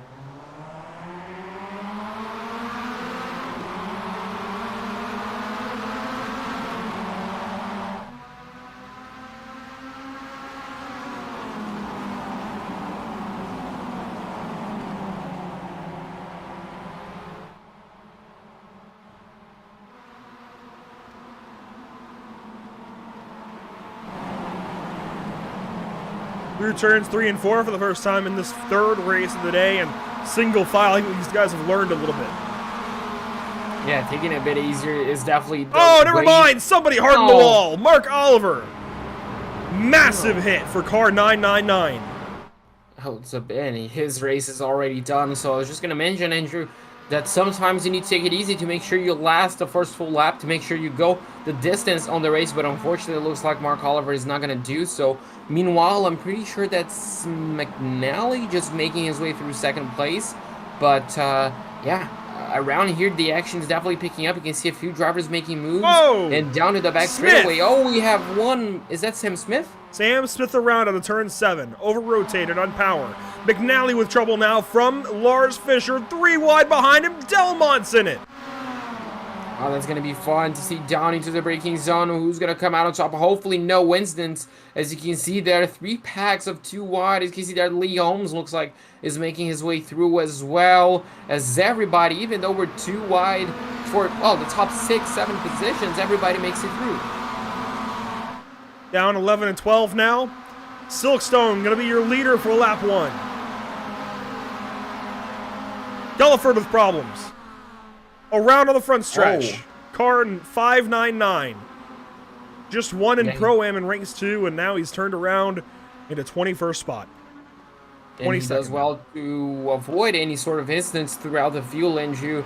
As you can see now, the lead battle again picking up. This time Silkstone still leading, but he has McNally, Fisher, and Delmont, Cord, Neven, Cooper, and Holmes and Knox behind him, Andrew. So that's quite a line to have behind him. That's quite a few names, but he's holding his own as he goes wide on 5. But looks like that's not gonna affect him too much, at least on this section of the racetrack. Further ahead, you can see there, looks like Lars Fischer is defending from Delmont, and this is really gonna pick up right here, maybe on 7. As Delmont is looking down the inside, saw a big jump right there from Lars Fischer, and that could be damage for both of them. That might have been a dirty block, I'm going to be honest. I don't know. It depends on if Fisher's car just over-rotated or not, but he came over certainly into Adam Delmont. That's what I do know. And now, James Neve. Oh, and here we go. Our leader's going to go after it. Silkstone and McNally. Both Excite drivers. McNally goes up the right side. Silkstone going to follow him behind. I think leapfrogging for those two, the best of ideas. Yeah, meanwhile, you can see just for 3rd place, Andrew Battle's really picking up. As you can see there, Casper DeCourt making his way through his teammate. They're still going to have to go side by side through the exit from 10B. And, well, that's just going to slow them down quite a bit. Now the gap between 2nd and 3rd place is around 1.2, 1.1 seconds. So if they continue battling, this could really shape up. As you can see, further behind, more moves being made as we're on board with car number 23 as he's chasing Adam Delmont just ahead. Chris Knox is finally showing up to the party. And he has busted on through the door and said, "Hello, I'm here and I've brought drinks." As he was after Adam Delmont, went right on by Lee Holmes that time at the back end of the lap. Lap number 3 of 10. Your leaders, McNally and Silkstone over Casper DeCourt, Lars Fischer, and Jason Cooper. They're starting to break away. Although Silkstone's starting to fall back, and McNally needs Liam to hold with him, I think. If Liam and McNally could link up and leapfrog, they could potentially run away, but Liam just doesn't have the pace. Yeah, looks like Liam unfortunately cannot hold it so far, you can see. But he's going to do his best, Andrew, to, well, pretty much back up Casper DeCourt. You can see that move right there, well, allowed his teammate to catch up around 0.3 of a second. And Liam's going to let the leader go on by, it looks like. There goes Thortullo. He's going to let the whole pack go by with that braking. I'm not sure why he would do that. Slow down, definitely not, because there's no place to get a slowdown penalty unless he cut turn 6. But yeah, really unfortunate. He's going to drop all the way from 2nd place to 12. Liam Silkstone drops way out of the top 10. Oh, look at that 3 wide. He's in it, part of it. He's on the outside there of Craig Schill, and that was Liam Stimson up the inside. Big moves. Well, big moves. You can see McEwen going 3 wide. Wow. Andy McEwen up the middle, or up the inside rather, goes on by. Oh my goodness, contact. Liam Silkstone and Craig Schill. Craig was up on 2 wheels for a moment, gets back going. Oh my. Really turned Liam's race upside down. That nearly turned Craig's upside down. Yeah, nearly, almost.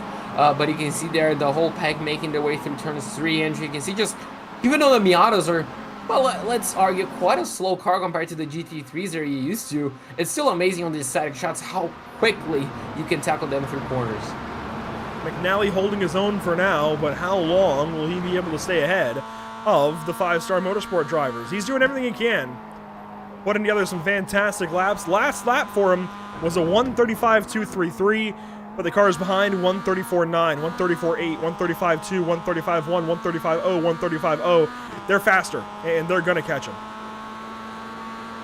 And as soon as they get within that slipstream range, which obviously Casper DeCourt already is, I mean, that difference, that gap is really going to come down quite fast. You can see just on this straightaway, Andrew, he nearly caught up by around 0.3 of a second. Could be 4 by the braking zone, and it is. You can see just 4, nearly 0.5 of a second already, just on one straightaway. So, unfortunately for McNally, I mean, he's going to have to do a fantastic job defending, but with this much of a speed difference between them, it could really be difficult to hold them all off. They may catch him at a point where he can defend at a turn 6. They're not going to catch him just yet, certainly not into the S's, but Lee Holmes purple that lap. He is currently in the 6th spot over Chris Knox. Your first Pro-Am driver, that is Thor Tullo further back. He is in the 9th spot over Julian Schur by 7/10. So Thor could go and get himself a class win today. Yeah, absolutely. He's in a good position right here. He needs to keep himself clean, and he currently is being towed by Neve as well, Andrew. So if he can give himself in this nice little bubble, I guess you can call, he's going to be in a good shot of, well, pretty much maintaining that gap.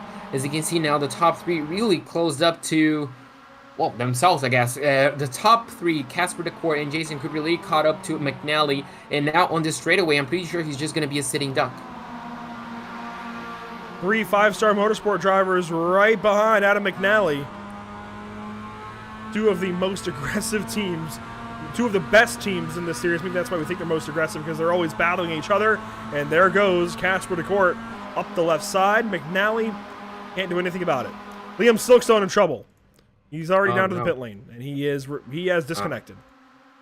Yeah, so unfortunately for him, that's the end of his race number 3. Started off so well, but unfortunately it really took, I guess, a dark turn. As you can see now, Casper DeCourt really making a good turn in on 10A, and his teammate making a good turn in on 10B for both of them to make a position. Now Lars Fischer is going to try to make it 3 positions in 3 corners for 5-star motorsport. Wow, indeed, Andrew. That was a fantastic coordinated move by all of them. And as you can see there, McNally, nothing to answer. Lars even go a bit defensive to make sure that position is covered. And now even his teammate now is getting a bit of action with Lee Holmes. Delmont trying to take this spot away. On the outside of Holmes for 3. Can't do it just yet, but he's side by side through the S's, has the advantage in 4. And Delmont, nearly had him. Now finally gets that spot cleared. So, Adam Delmont coming to the rescue potentially of Adam McNally. Yeah, now he's going to be interesting to see. As you can see there, Lee Holmes is already kind of looking down the inside of turn 6. He's not going to be able to do anything about it on Delmont. So it's going to be interesting to see, Andrew. Do you think Delmont's going to try to hold it? Oh! There goes Lee. I was just going to say, I think Lee Holmes needs to be more concerned about Chris Knox. And then they tangle here in turn 7. That is perfect. That's exactly what McNally and Delmont needed. Yeah, Stewart gives a bump there to Knox. Yeah, and, well, just gave them both quite a lot of breathing room as Cooper now takes the lead of the race. As you can see there, Delmont has quite a good gap to Neve just behind him. And, one car on the fence! That is Lars Fischer. That car's destroyed. Yeah, it's already done. Wow. What just happened? I have no idea, Andrew. Your guess is going to be as good as mine. Luckily, we're blessed with the replay to see exactly what happened, but it had to be contact. Now, the question is it amongst teammates? Well, it has to be. I mean, it has to be. Maybe McNally can see there it's closing up.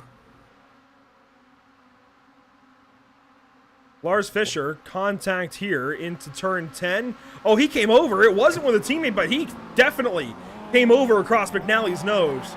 I just don't understand that. And that's...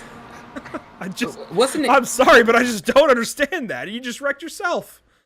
Oh, boy. And was it Lars Fischer that got the not the block, but the aggressive defensive move down in 7 a few laps earlier, ago? Yeah. Yeah, so you can see there. Yeah, no. I mean, he just drove across Adam's nose. I'm really perplexed by that one. I just don't understand it. You've got so much race left to go, 4 or 5 minutes still. Why crash yourself? I don't know, and that'll be one certainly that Lars obviously didn't want to crash himself, but maybe learns from that. You don't need to defend that crazily. You just don't. But hey, they're having fun. So if they're having fun, it's all good and fine by us anyways. And here's McNally still trying to go toe-to-toe with Casper DeCourt. And now, if Delmont gets there, JP, the numbers are even.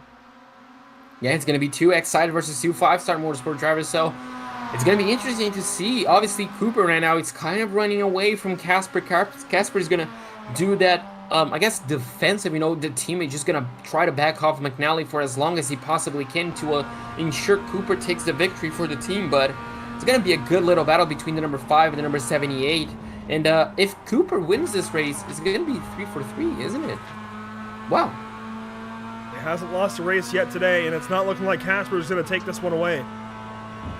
A 6/10 of a second rather gap between first and second as Casper DeCourt holds back Adam McNally, but all Excite needs to do here is get Delmont up to McNally, and I think they've got this race in their hands.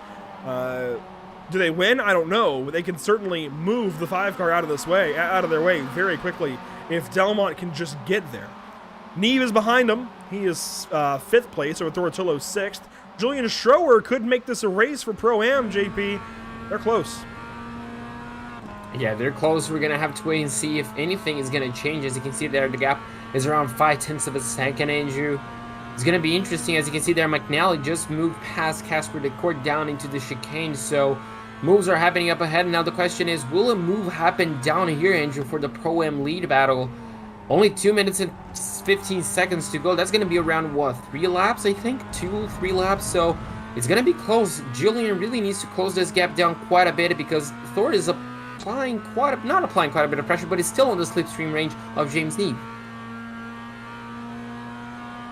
So McNally goes on through to second up ahead of these guys and splits up these teammates now, and I don't know if he wanted to do that just yet. I think maybe try and get Delmont there first, but hey, we'll see if it works out. Delmont starting to reel up to Casper DeCourt as McNally's between the 2 5-star teammates. McEwen and Seal are further back. They are in 8th and 9th, just ahead of Liam Stimpson and Craig Cockrell. Here are those two.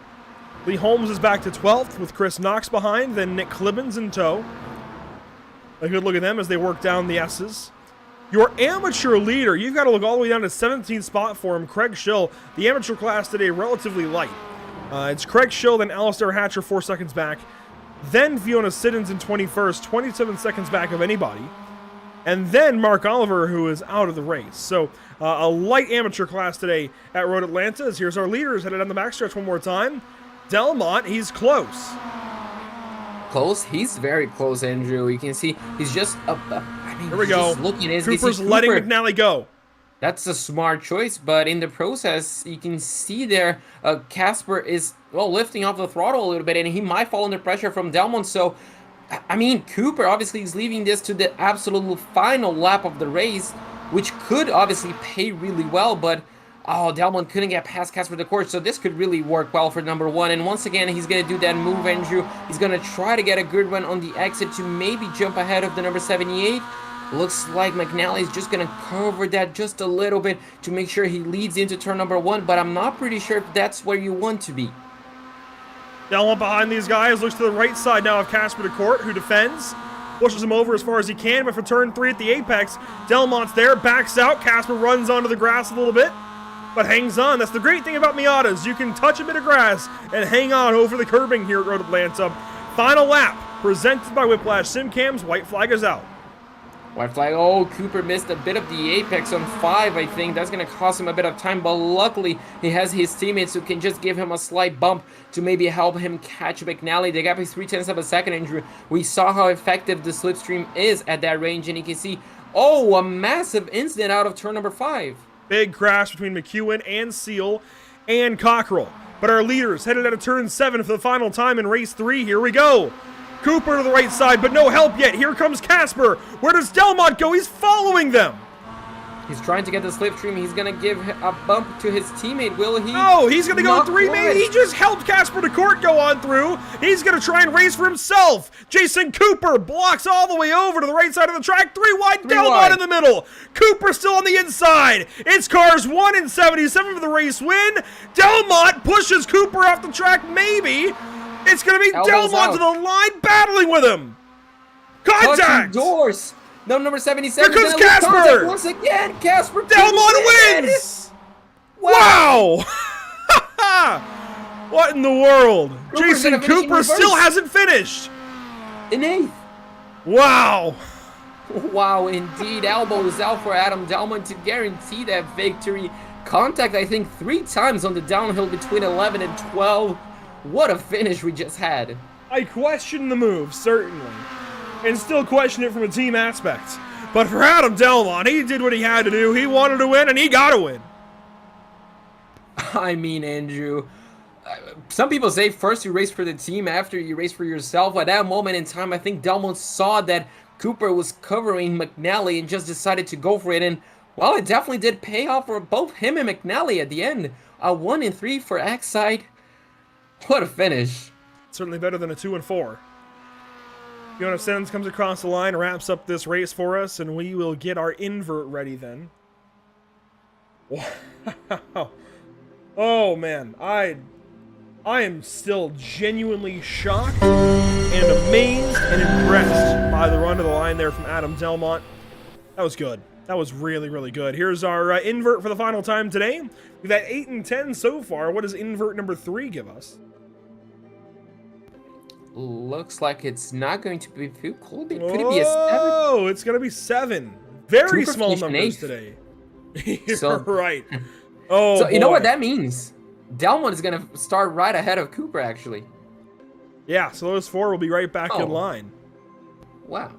That's going to be fun to watch. But yeah, well, 7, a day full of small inverts, Andrew. I mean, you're pretty happy. The drivers are pretty happy. I mean, you cannot deny. And, well, we have one more invert for race number 4.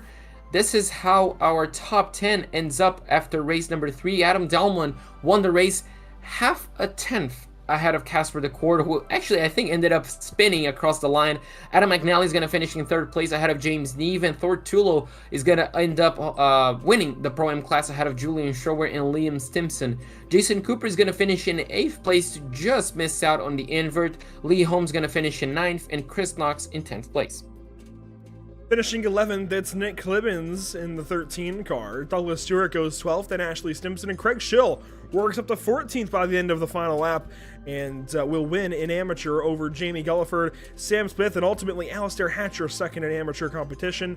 McEwen goes 18th, Siddons 19th, and Michael Seal with his crash in the final lap with McEwen and more will finish in the 20th spot. 21st place goes the way of Craig Cockrell. Lars Fisher finishes in 22nd ahead of Liam Silkstone, Glenn Humberstone, and Mark Oliver down in 25th. I do feel for McEwen and Seal there. Seal had finished 9th in the first 2 races and goes 20th in that one. That was a lot of drama. That was dramatic, as they say, and one of the best finishes we've seen in a while. Oh, absolutely. That was just exciting to the line. We weren't really sure who was going to win, actually, until the cars crossed the finish line with just, well, a few meters to spare. And that was absolutely insane. This is the move where we completely question the number 77, Andrew. No, this is a lap before, actually. But yeah, I mean, what I guess a big IQ move from the number 77. Big brain, certainly. Let's go back and check this out. This is all the way back to the S's. We'll see how this all develops. And let's just watch it from Delmont's perspective here down the S's and see what he does. I mean, we watched it largely from his perspective anyways, the setup for this, but man, it just works out so beautifully. Absolutely. He's just watching this develop further behind, and he's in a good position to get the slipstream, obviously, and just analyze where he can go. At this moment in time, he probably knows that the number 5 is going to help his teammate, and if he gets a good run, he could possibly help his teammate out in first. But obviously, you know, at that point, Cooper kind of had him covered. You can see there, Cooper missed the apex on turn number 7, but I think, I'm not quite sure if that ended up helping him, as Casper now gives him a big old bump and really just allows those two to clear the McNally. So Cooper goes on by McNally, moves over in front, and Delmont then sees this setup, and I agree with what he does from here. And oh, McNally tries to go left, Cooper blocks all the way over, and that opens up for this 3 wide for Delmont to go through the middle. Brilliant move there to take advantage. Then about pushes Delmont, or not Delmont, but Cooper almost pushes Cooper off. They both keep it on the racetrack, and then here, Cooper squeezes in, makes contact, and Casper tries to go up the inside. Cooper pays the price, and Casper just can't quite get it. Oh, Casper actually did a fantastic job saving it. As you can see there, Cooper, I'm not quite sure if he's just holding the clutch or reversing, but he finishes the race off in, well, the car pointing backwards. But I mean, what a race, and actually what a move from Delmont on the chicane to just go around the outside and obviously elbows out on the exit. He realized that, you know, going around the outside did not work on the previous 2 races, and well, he made it work where it counted. And if there's anybody in this series that can afford to be that aggressive, well, it is Jason Cooper. He's got 13 wins on the season 2 today. It makes sense that, of all people, he would get a bit aggressive there at the end. And, well, as I said, he's the one that pays the price for it. Finishes in the 8th spot as opposed to 1st, 2nd, 3rd, or 4th as he could have been in that battle. But, hey, again, he's got the 13 wins and certainly plenty of points between he and whoever's second at this point. So, Jason Cooper just wants to mass up those wins. Could have been 14 right there. Well, I get why he was pushing. It could have been 14, could have been 15 by the end of the day if he had swept the entire day, but it doesn't quite work out that way. Road Atlanta has one more show in stow for us, and I have to imagine it's going to be in the dark of night. Stick with us here at Pit Stop TV through one more intermission for more racing from Braselton, Georgia.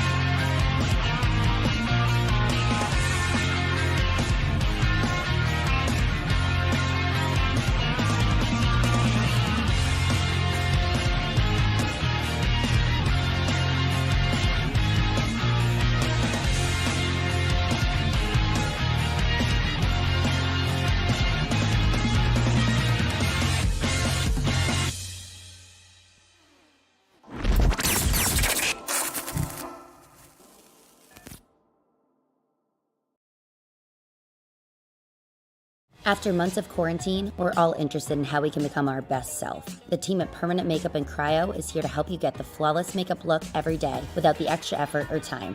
When it comes to your appearance, you deserve the best care that money can buy.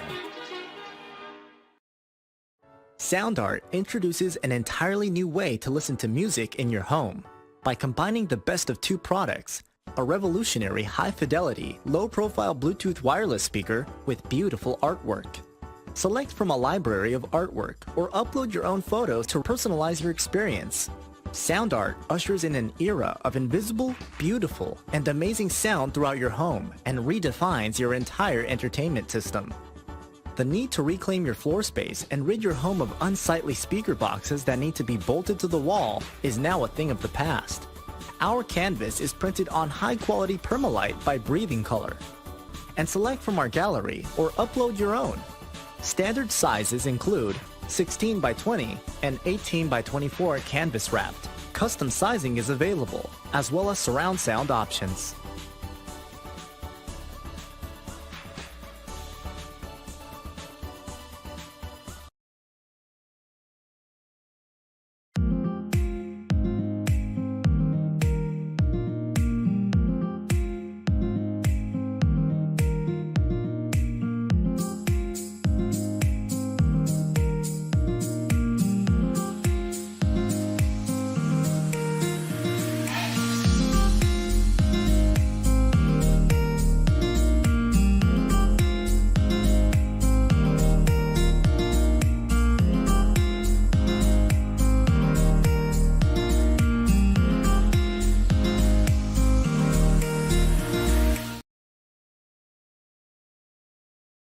Have you found yourself trying to hide your joy because you're unhappy with your teeth? Your smile is the first feature noticed in an interview, on a date, or in family photos. We want you to be able to shine bright as your best self, and our teeth whitening system is the perfect step toward restoring your confidence.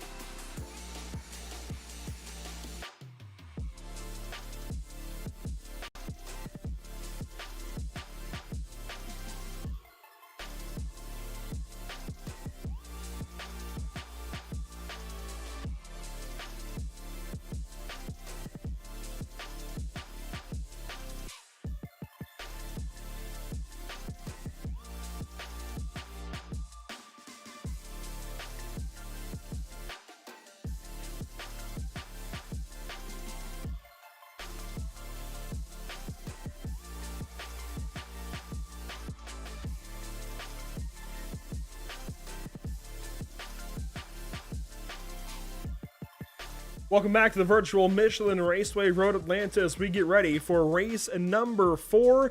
And JP, you and I, we both kind of figured this race would be in the full dark of night. Well, they just had to go and surprise us. Do you want to guess around when this is at? When you say it like that, I wish it was around snowy time, but I have no idea right now. If only we had seasons in iRacing, wouldn't that be something? No, not quite. But, and you know, it's nothing even that crazy, but if we come on over to the sim here, it's the exact same time that it already was. It looks just the same. And we can go to our scenic blimp and show you it looks just the same, maybe slightly later on in the evening. But welcome back to the virtual Michelin Raceway Road Atlanta as we get ready for race number 4. Warm-up underway. You can see how they're dialing out there with Lars Fischer fastest so far. But let's talk about some upcoming broadcasts here, JP. There's a lot going on this week at Pit Stop TV. I say a lot. It looks like a little less than we normally see.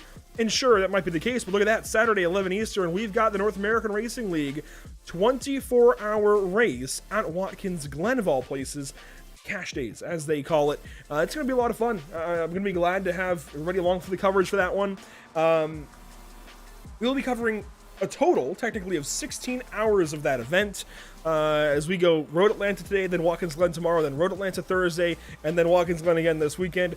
A total of 16 hours of 24 in the North American Racing League Cash Days event at Watkins Glen this weekend. 12 of those will have commentary, 4 of those without commentary, just sounds of the sim, as we're calling it. And definitely a full week still, even though we might not have a second Tuesday and Thursday broadcast, JP, it's still a very full week for us. Yeah, absolutely. Obviously, on Wednesday, we're going to have the All-Out Sim Series back in Watkins Glen, Andrew. That's going to be a whole lot of fun. And on Thursday, obviously, we come back once again to Road Atlanta to watch these guys kind of do it again on the TC side of things. But obviously, on Saturday, that's just going to be a whole lot of fun. 24 hours on Watkins Glen. Drivers have been preparing for a long time. We also have been preparing for a long time, filling up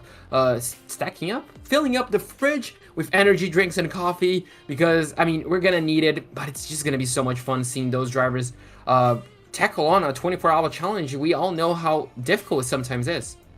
Yeah, it's going to be an interesting monster for us to tackle this weekend. Definitely going to take some effort from all sides of the coin, if you will. As we get ready for race number 4, Liam Stimpson will be inverted to pole. Then Julian Schroer, Thortolo, James Neve, Adam McNally, Casper DeCourt, Adam Delmont. With your invert, as red lights are on, that means we're ready for green lights and a green flag for race 4. Stimpson on pole this time, waiting on the green as somebody false starts. That was Alistair Hatcher in the back. Green flag is out. Oh, what a big crash with Alistair. Fiona Siddons. Oh, and that catches Lars Fisher in the side.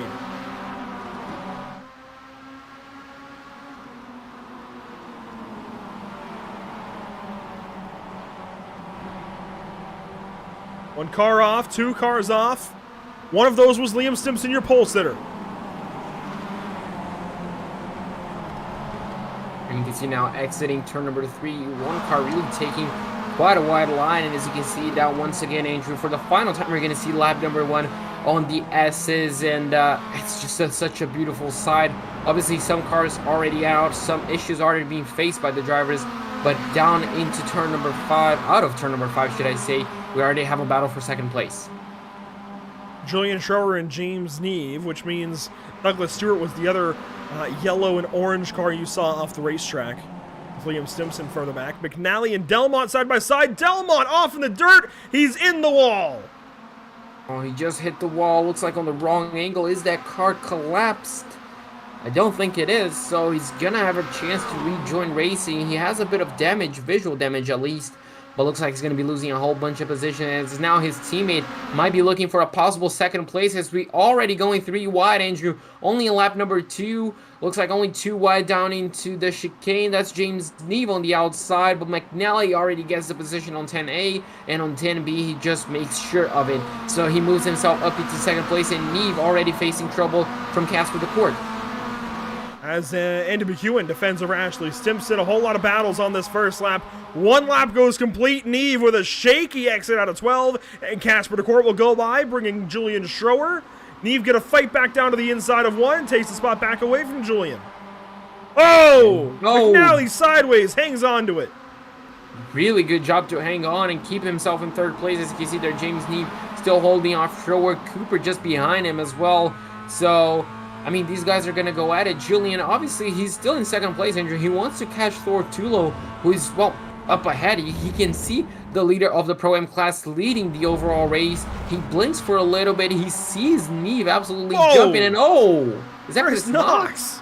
Wow. On board now with car 23, who's getting a bit wild back here, battling with Lee Holmes again. Right down to the grass there at turn 6. Almost contact for the second race in a row. Dives back into 7. That's going to hurt his exit, though. You can see there Lee Holmes on the outside. He just one car around. Oliver. Oliver just maybe spun by himself on the exit of 7. And that's really going to set him back quite a lot. And as you can see now, for the lead, Casper DeCourt really just switches to the inside and just flies by Thortulo. He might have some challenge down into the braking zone. McNally is going to try to follow him as well. So Thor could be looking for the third place at the end of the chicane. Closes the door on McNally, so he's going to remain in second. But Casper DeCourt absolutely just flew on by him. Lee Holmes in trouble. Car 35. Out of 10B. Yeah, just entering 10B. So unfortunately for him, I just saw his name just falling off the top 10, promoting Sim Smith and Ashley Stimpson as Casper DeCourt with that move sets the fastest lap of the race and is kind of checking off already, 16ths of a second to Thortulo. And McNally really needs to get a move on, Andrew, if he wants a chance to battle Casper DeCourt. Side by side here up to the top of the hill. Clibbins, Smith, Stimpson of the Ashley variety. Ashley Stimpson here in 10th, battling with Sam Smith and Nick Clibbins. Chris Knox, Andy McEwen in this line as well. You mentioned it, McNally's got to get some passes made here on this lap. And, well, he's only got 2 that he can make if he's able to make them. But Cooper's close. Cooper's going to go to the inside here of Neve. As you can see, McNally to the inside of Thor. McNally sends it in 6. Cooper sends it to the inside there of Neve. 2 passes made for those 2 drivers.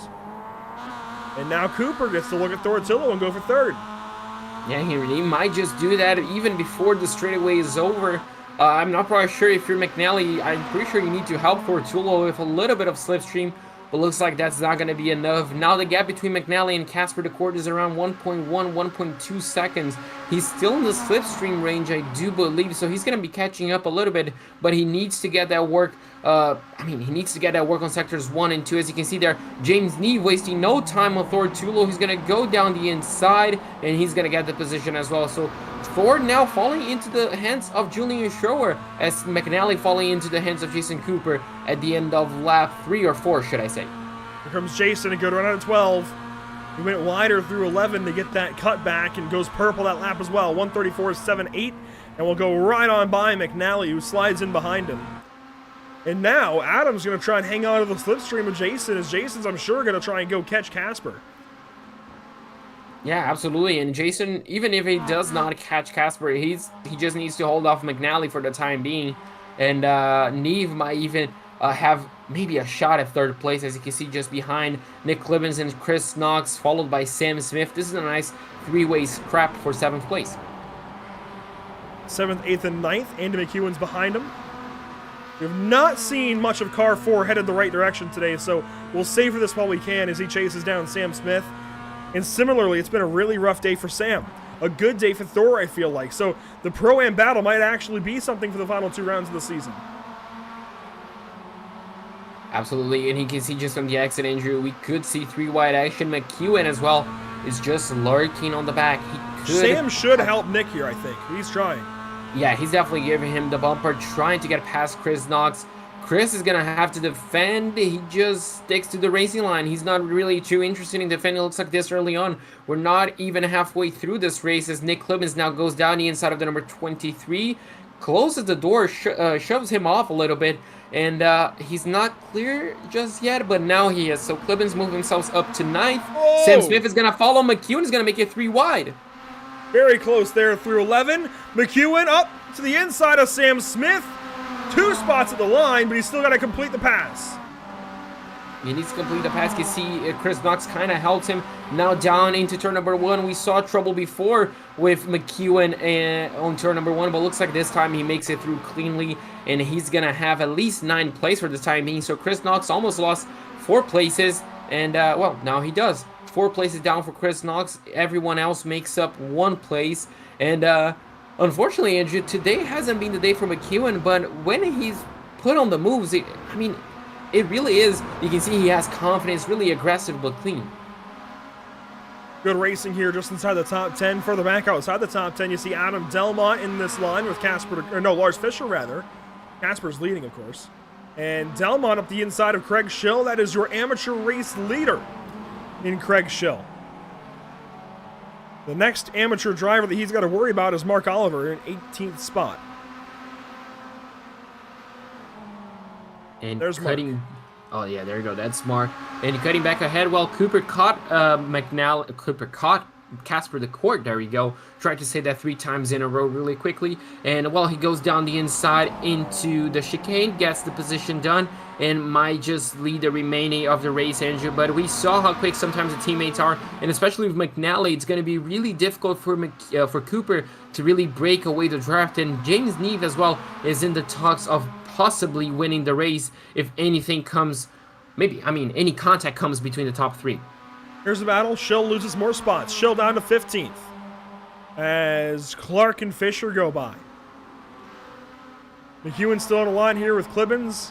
1 car off. That's Julian Schroer, 2nd place in Pro-Am through the grass. Saves it. Looks like he's going to have to cut 1 more spot of the racetrack. He's going to have a big slowdown penalty, and he's going to have to be careful to rejoin right here. He waits for a good enough gap and does so, but unfortunately for him, Andrew, you just saw how many positions he lost with that 1 mistake. Seems like whenever Julian Schroer has a good run going, something happens, and in this case, it's of his own volition. McEwen swapping spots here with Chris Knox and Nick Clibbins. Clibbins dropped behind them both.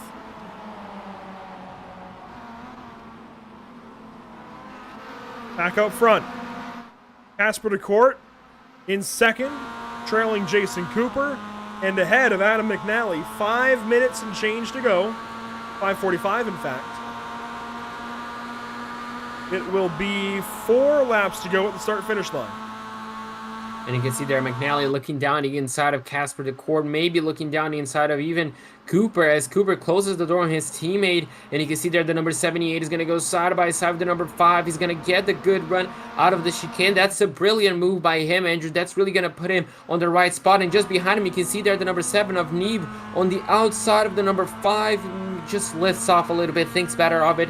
And he's going to remain in 4th place. But now, Andrew, it's not a 5-star Motorsport 1-2. It's a 1-3 right now with McNally. He wants a shot at that win. He was close in race number 3, and he's definitely looking good in race number 4.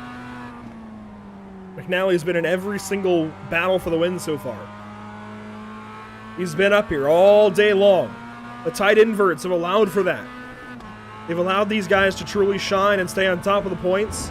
It's going to be a big day for Jason Cooper, certainly a big day for Casper the Court. A big day for Adam McNally. James Neave trying to join him in this final race, and McNally, I think, really wants to go ahead and finally lock in a win from today. He won race 2 last week at Watkins Glen. Did he win race 4 at Road Atlanta? That's the question. 4 minutes and 20 seconds to go. Further back, Fisher and Schroer battle. Schroer continuing to drop. He's now into the hands of James Clark. And again, it seems like Schroer can start off with a good run, JP, but then something happens, and it all goes, well, south. Yeah, unfortunately for him, just dropping off quite a bit. And I'm not quite sure if he's just feeling the pressure, just unforced errors, but definitely, it could have been so much better for him. Looking ahead, you can see this battle right here. Sam Smith, Chris Knox, McEwens, and Clibbins all fighting for, right now, 6th position. As you can see there, Chris Knox went wide on 10-8. That's really going to cost him on 10B, and McEwen might look down the inside of 12. Not going to be close enough, but it was. I'm not quite sure if that was a flash of the headlights or maybe just a bit of bumps on the racetrack. But you can see just how close that those cars are, Andrew, and there's pretty much nothing between them. Very close there. This is for 7th and 8th between Knox and McEwen. There we go. Clibbins just behind him in 9th. Ashley Simpson wraps up the top 10. So 3 Pro-Am drivers in the top 10, 7 pro drivers. Only a few amateur drivers here today at all. What can Andy McEwen do? As they're trailing Sam Smith, and Sam Smith might have enough to run down Thortillo here by the end of the race and battle for the Pro-Am win. Yeah, especially with these two battling, Andrew. Chris Knox and McEwen battling is really giving Sam quite a bit of breathing room to focus on the car ahead, which is Thortillo. So we're going to have to wait and see how he reacts to this situation and how much he's able to close the gap. Now, man, what I'm interested to see did the positions change on the championship between Alistair and Craig? Sure, we're going to have to take a look after the race because Alistair didn't have the best of races, and I'm pretty sure Craig just finished them all. And, well, he's winning, actually, this race, so it could be looking good for him. As you can see there, the gap between Sam Smith and Thortillo, just 1.1. He's on the slipstream range with 2 minutes and 20 to go. He could be within a shot.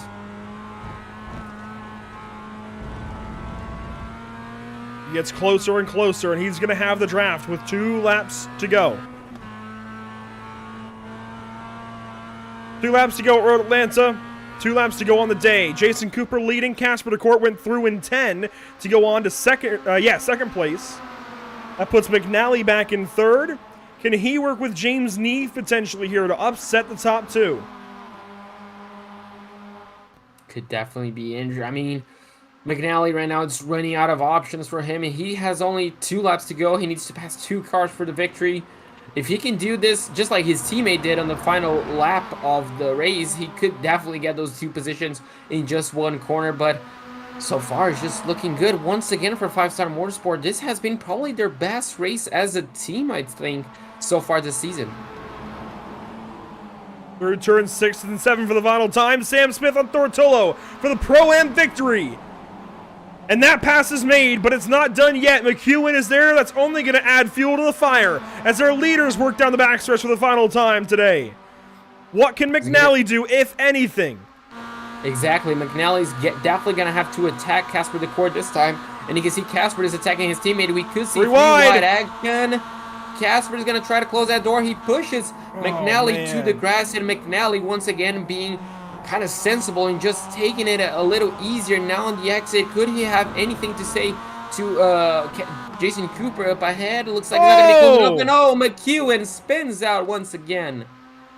Casper DeCord over Jason Cooper and Adam McNally there at the end. Tortullo will drag race to the line with Sam Smith. Sam Smith is going to get it just barely. No, Andrew, just entered the final lap. Oh. Yeah. I got a little mixed up. A little premature there. I was wondering why we still had 50 seconds to go down the backstretch. All right, 1 lap to go. Final time now. And look at this, Got McNally side by side with Cooper. I mean, you should be. This finish is definitely going to be crazy, and McNally has to back off a little bit. That's going to give Casper quite a bit of breathing room. Cooper saves that car somehow, but he's really under pressure from McNally. Neve is just watching this on the... I mean, just watching it just behind them. Dangerous. As you can see there, turn 6 side by side. That's going to hurt the backstretch.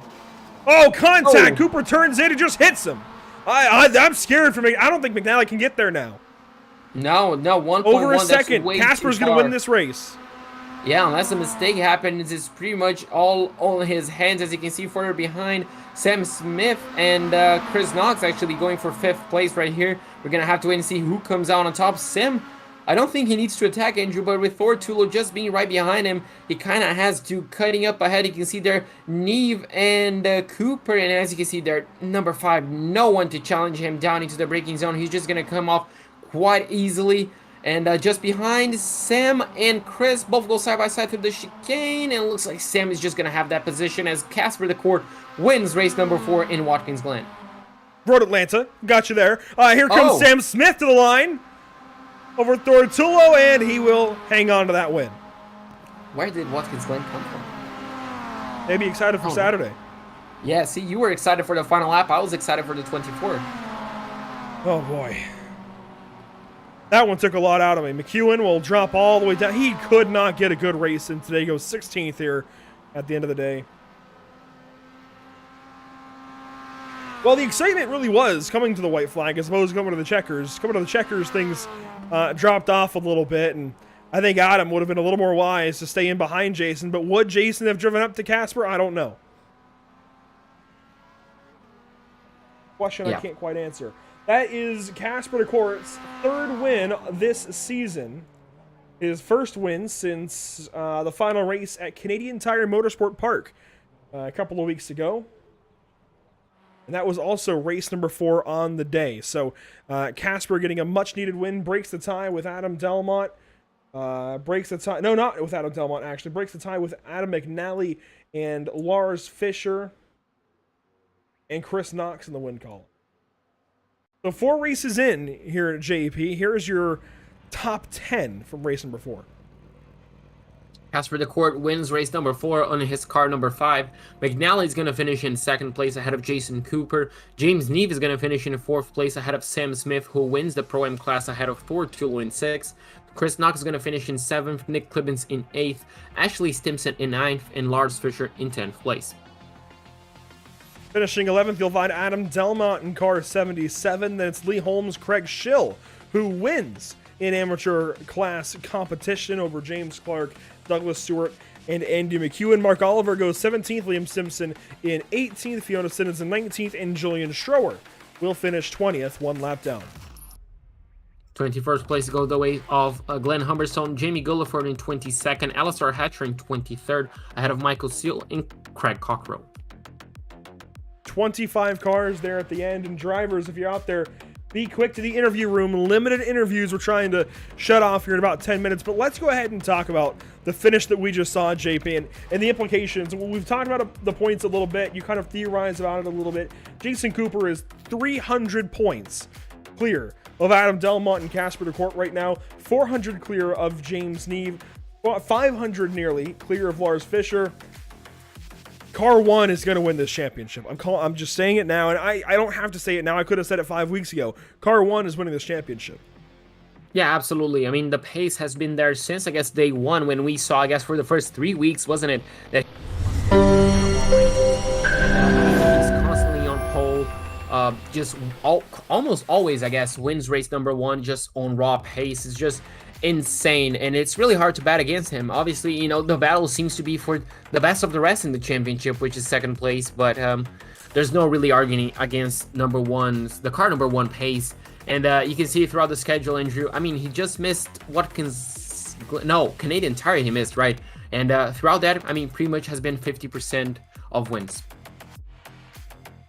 Yeah, he's got, let me get the official count again. Well, at least official by our numbers. Unofficial then.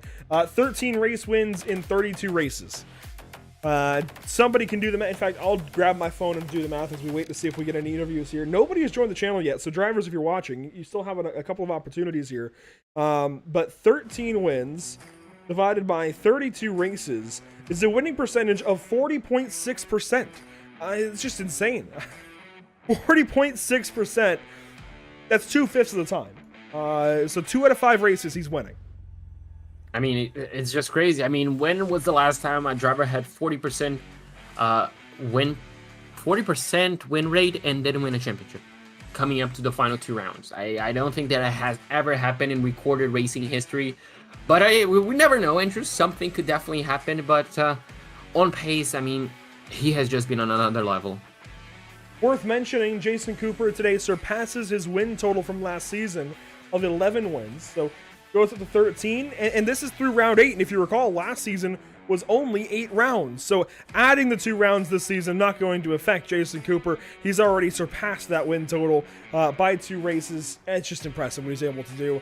And with 2 rounds to go, could absolutely amass at least, I'd say 3 or 4 more is a pretty safe number to bet on for Jason Cooper to put up on the board.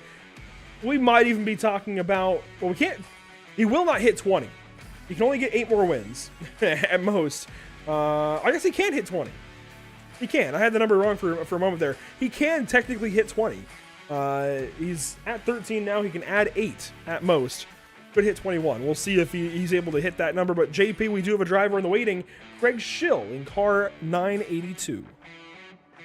So, Craig, you came to this round second place in the amateur standings. I'm not quite sure if you left it, if you passed LSR Hatcher, but it certainly has been a good, solid day for you, hasn't it?